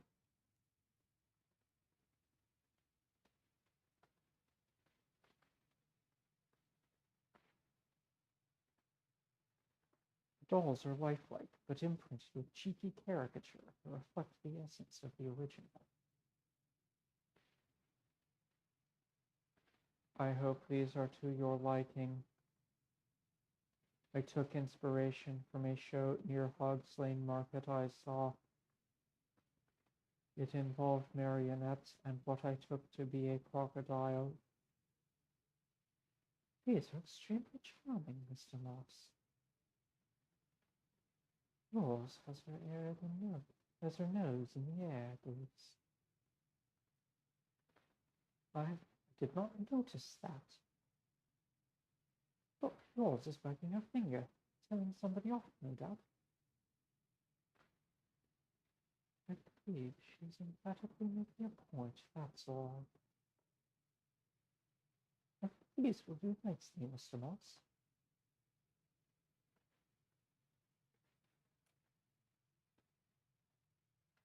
When can we expect you to make your debut at Hogs Lane Market? Oh no, they are far too fragile to withstand such a performance. The business with these sausages alone would surely shatter them. Don't fret, Mr. Moss. Just teasing. These are far too precious to subject to such ridicule. I am glad my work has provided satisfaction. I suppose I have differed from my King's Own project in one crucial respect, however. I could not keep from including your particulars in the project. You are also fully formed already. I couldn't help but include your character.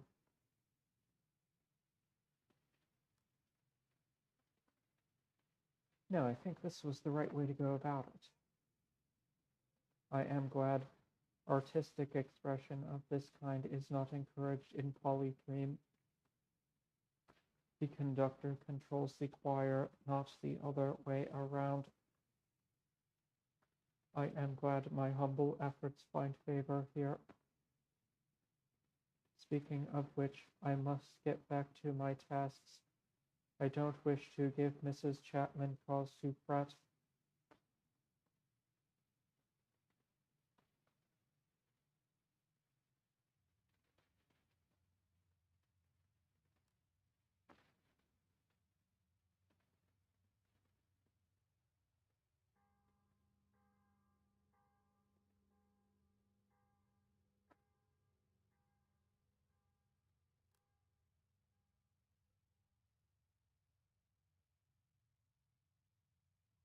As usual, I resort to the morning papers.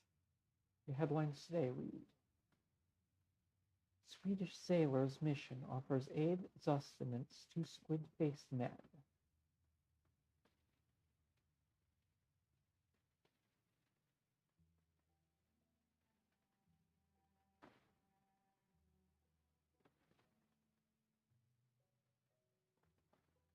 Okay, let's change our stories.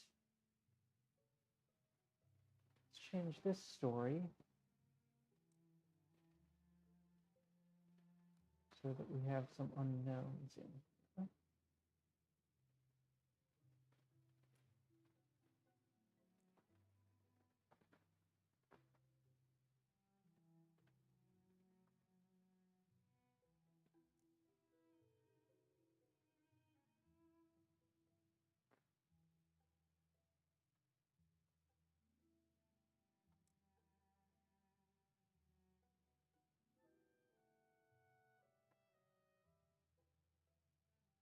And let's recall the past.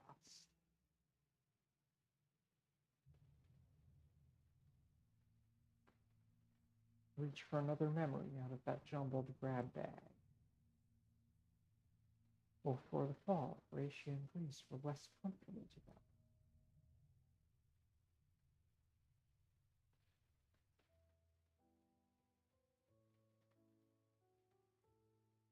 Where do I submit my orders for supper? Which orders would those be, love? Concerning what I would like to eat, so that the housekeeper can prepare it. This isn't Claridge's, child. If you care to dine in, you have the same meal as the rest of the lodgers. And it will be what I fancy cooking that day. Oh, in that case, I'm content to leave the matter in your hands. My mother always did say that it wasn't ladylike to leave the poor housekeeper with the responsibility of choosing a menu. So I thought, but I imagine on reflection, that's for when one has guests.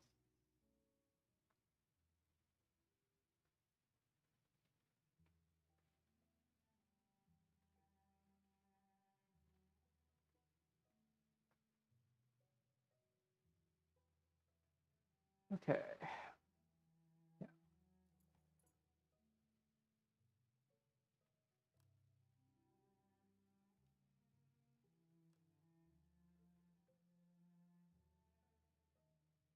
Our two main theories are A surface dweller seeking an inheritance, and the Caringhams were spurned.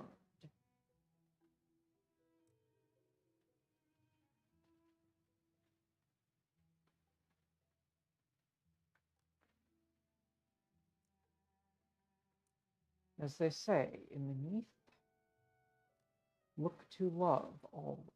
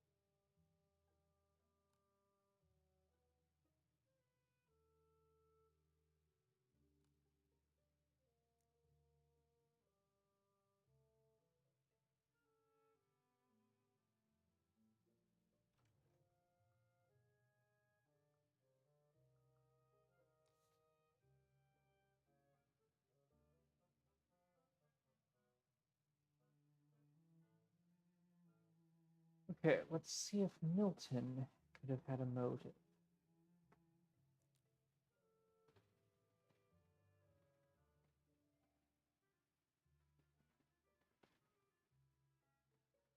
One must hope David does not have prejudice fear of vermin.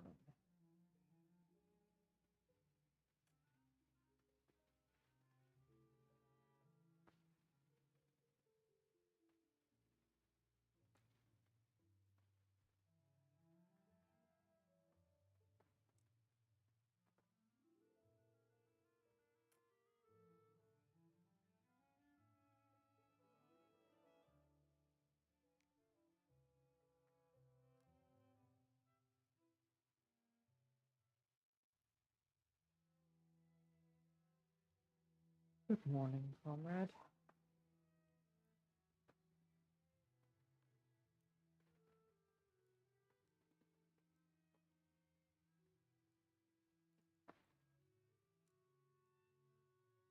I recount the newspaper story, the Swedish sailor's mission, rendering assistance to certain squid-faced men. Make the story as engaging as I can, plenty of detail and a fair sprinkling of dramatic pauses.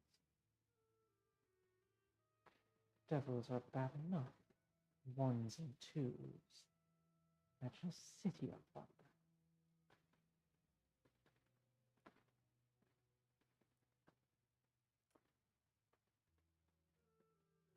The church should be guarding us against this menace.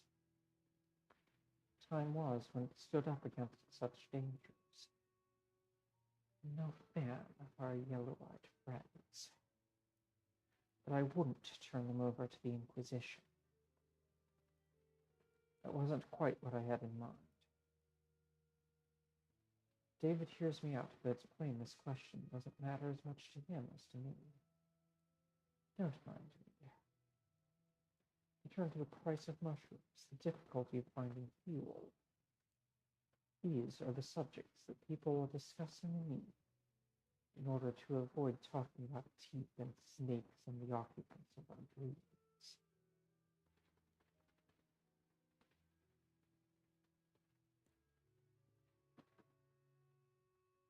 Were matters between you and Milton so bad that he would have killed you? It's true, I did not like him, and once I asked him what he intended toward Rachel. I heard this. He did not seem angry. He didn't exactly answer me either. He said a few words that I did not understand. They hung in the air like a solid thing. There are folk tales about words of magical power. Silence falls.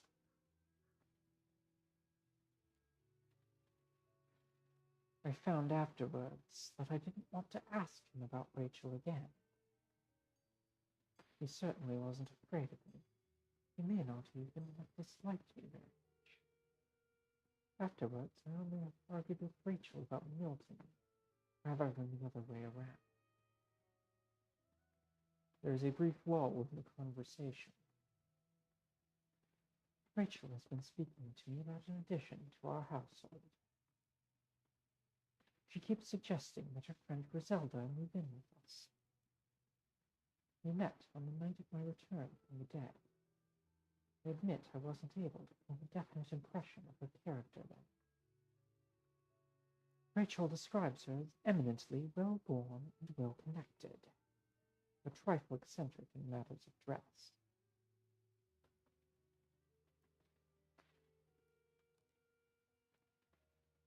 Ah, yes.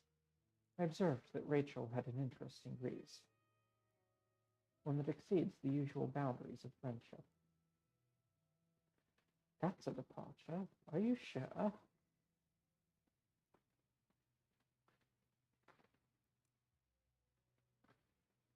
You should have seen them the moment Rachel laid eyes on her.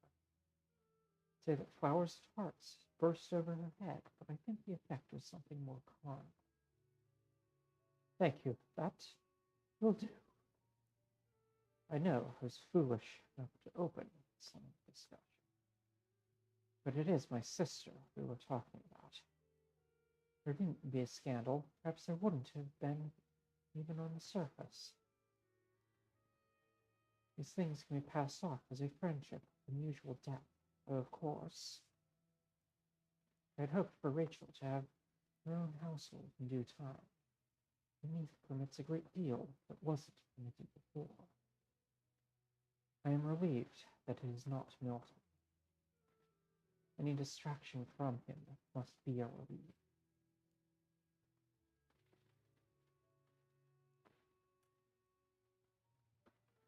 I see you as one of my closest friends. Due no doubt to the great deal we have in common.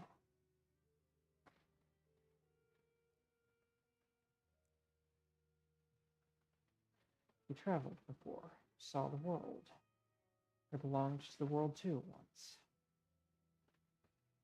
The memory of places past. I do think often about the continent. In any case, I think very highly of you.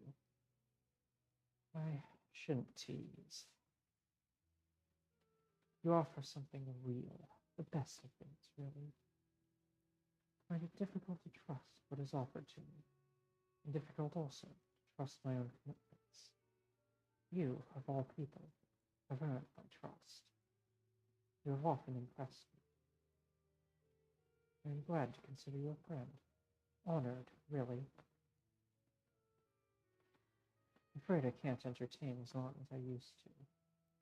Everything is always running too slowly, yet every day is the same.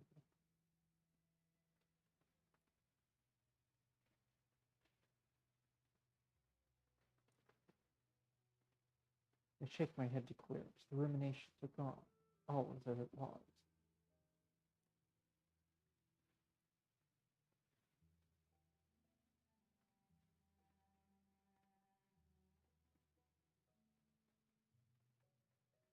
Afternoon. Okay.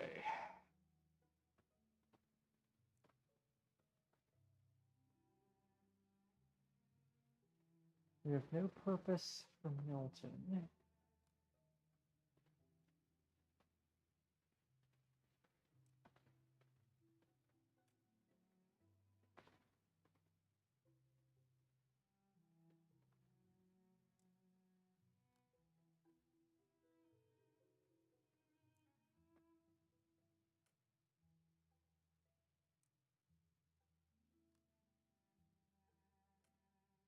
So this is the Carringham theory. That they were spurned and they poisoned him and out of revenge. Or possibly to avoid humiliation.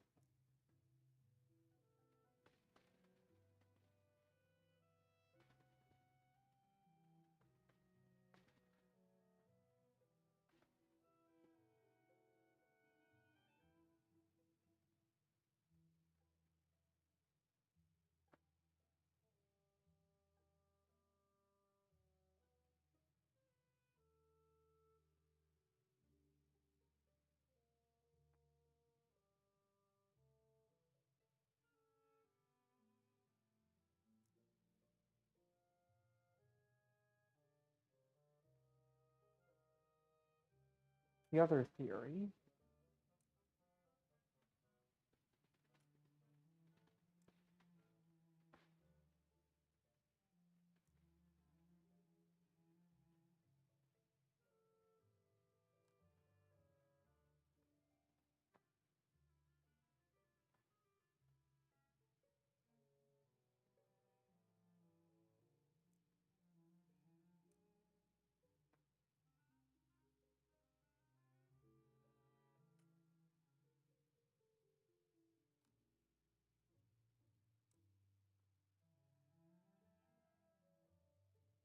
is that a surface-dwelling relative of the Landos most of all wished for wealth, David for nothing very particular. A surface-dwelling relative of the Landos sent word of David's inheritance, with no consideration for those left behind. David began planning a journey back to the surface. Or perhaps there was some other thing. Anticipating a windfall, David began planning a journey back to the surface, since there was property there to support him.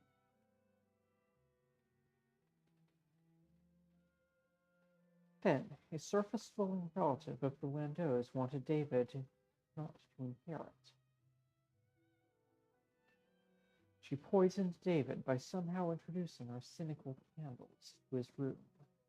Powerless, David died with lungs and stomach burned.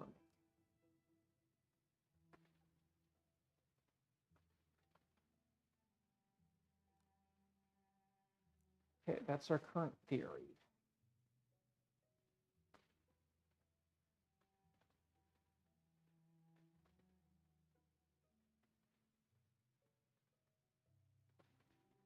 Or,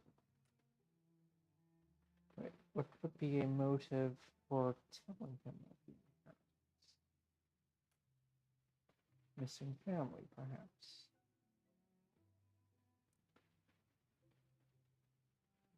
Or unknown. Why kill David? Or wait.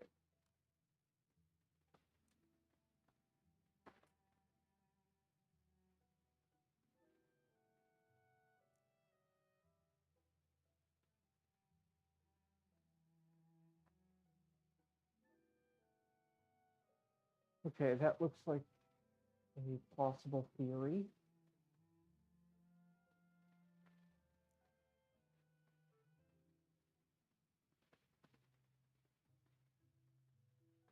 Although, between looked love always and one of the Van Deen rules, I'm thinking that the Cunningham theory is stronger. Or the Carringham theory.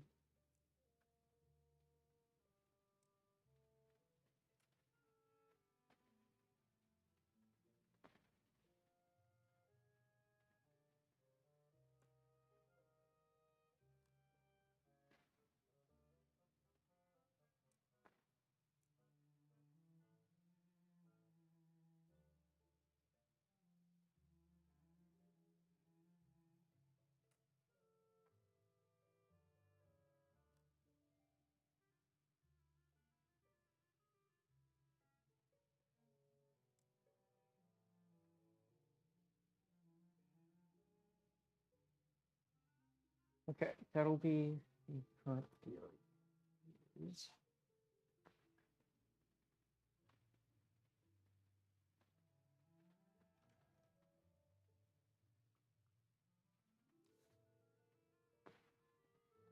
We have nothing to do at St. Albans.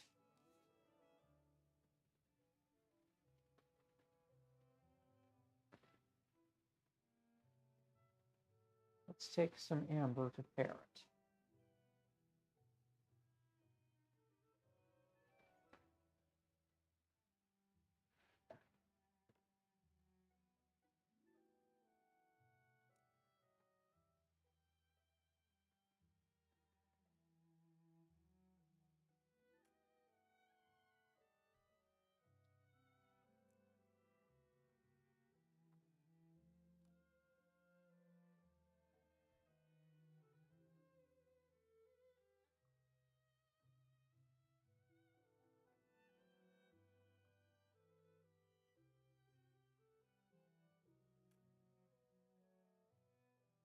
I assume you purchased that corsage during a particularly inebriated shore leave.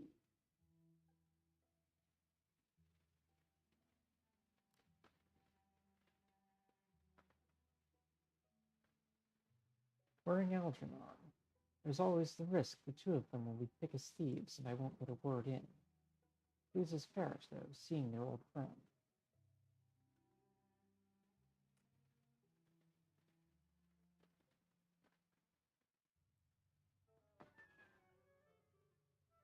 Ah, you brought back algae.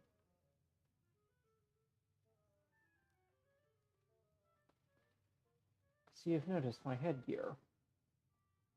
I like to consider myself a fascinator.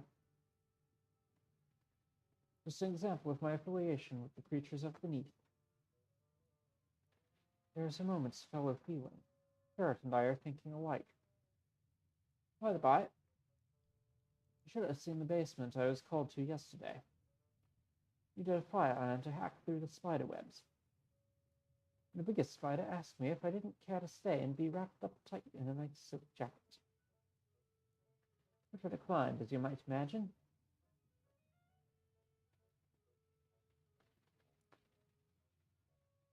I give full vent to my amusement. Might find myself invested in a suit of armor soon.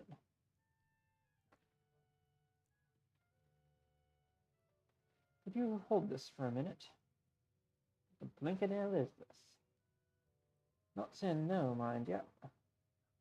I'll do us in the sewers, and this was before the fall. You remember the great stink? I do. I was there.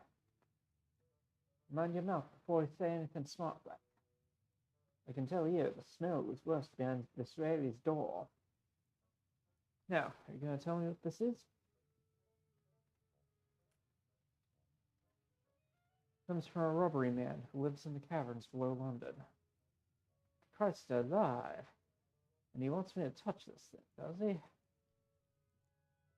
Seen glimpses of stranger creatures, glistening slimy while on me rounds.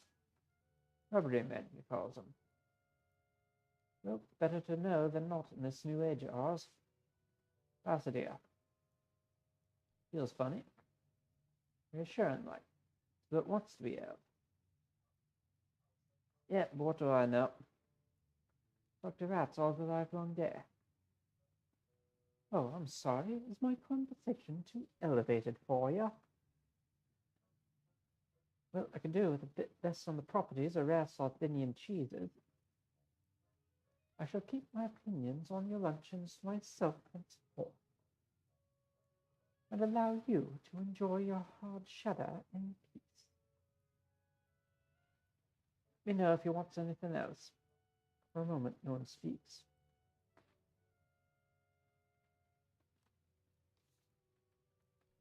Disguise. It isn't anything to do with rats or spiders, but Ferret clearly indulges in a range of additional commerce when the opportunity presents itself. I will keep the rain off your head and make the constables think you're someone else. At a distance, anyhow.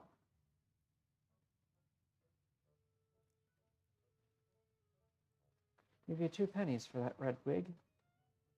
Fair price. You go behind the counter and fetch the wig. That's a good choice, that is. Found it under the bed of a certain individual when I was going after the creatures down there. Asked him if it was his, and he turned bright red and said no. So I said I'd do him the kindness of disposing of it for him. Clean enough, though. Good if you want to go around the neighborhood and not look like yourself. Red wig. Wearing this, I look and feel much less like myself. Implausible stories come readily to mind. Close friends fail to recognize. Take care of that. Lots of biting creatures in the alleys these days. Starting to think they got me old apprentice. Horatio will be setting out the food now.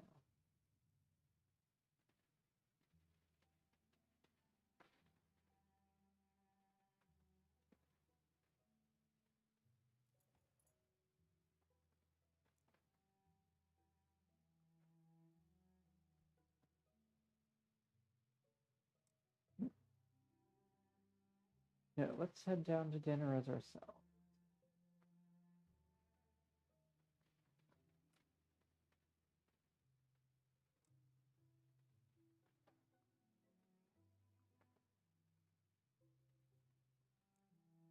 This'll do.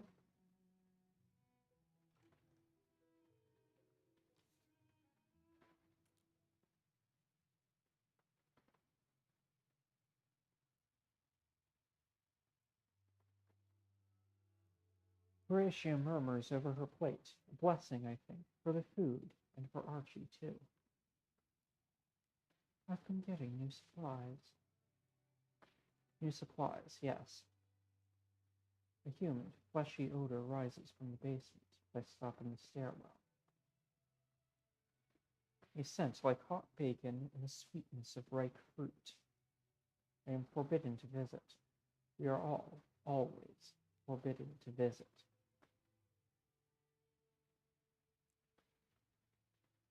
Every day's meal is finer, richer, more exotic. It isn't just the meat. There are spices never seen on the pepper dog. I chew diligently. Dinner reaches an end. As I believe shall our playthrough for tonight, since it's getting late. Review the day.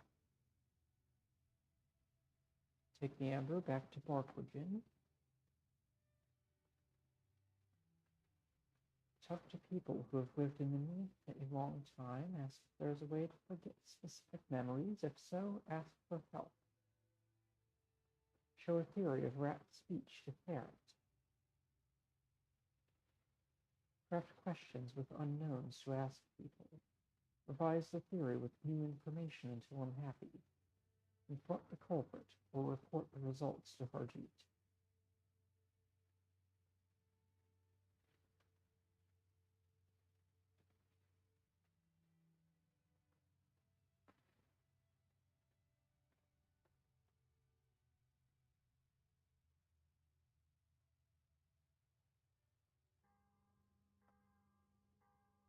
Day 295. 10 days remain.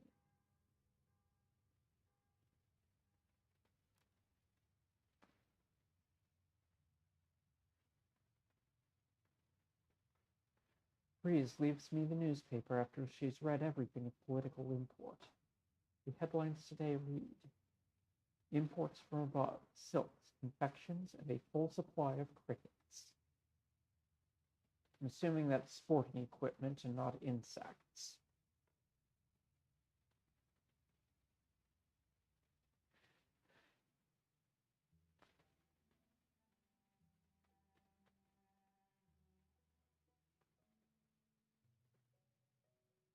And I believe that will do for tonight.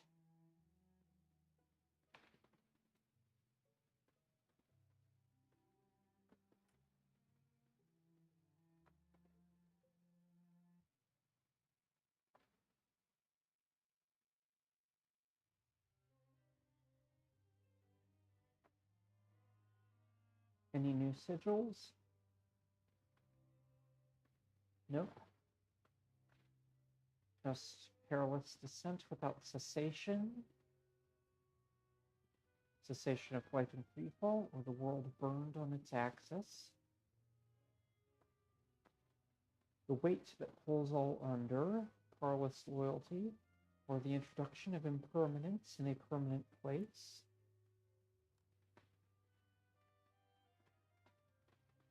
The chance forge of souls, the chance construction of permanence, or the union of precious objects.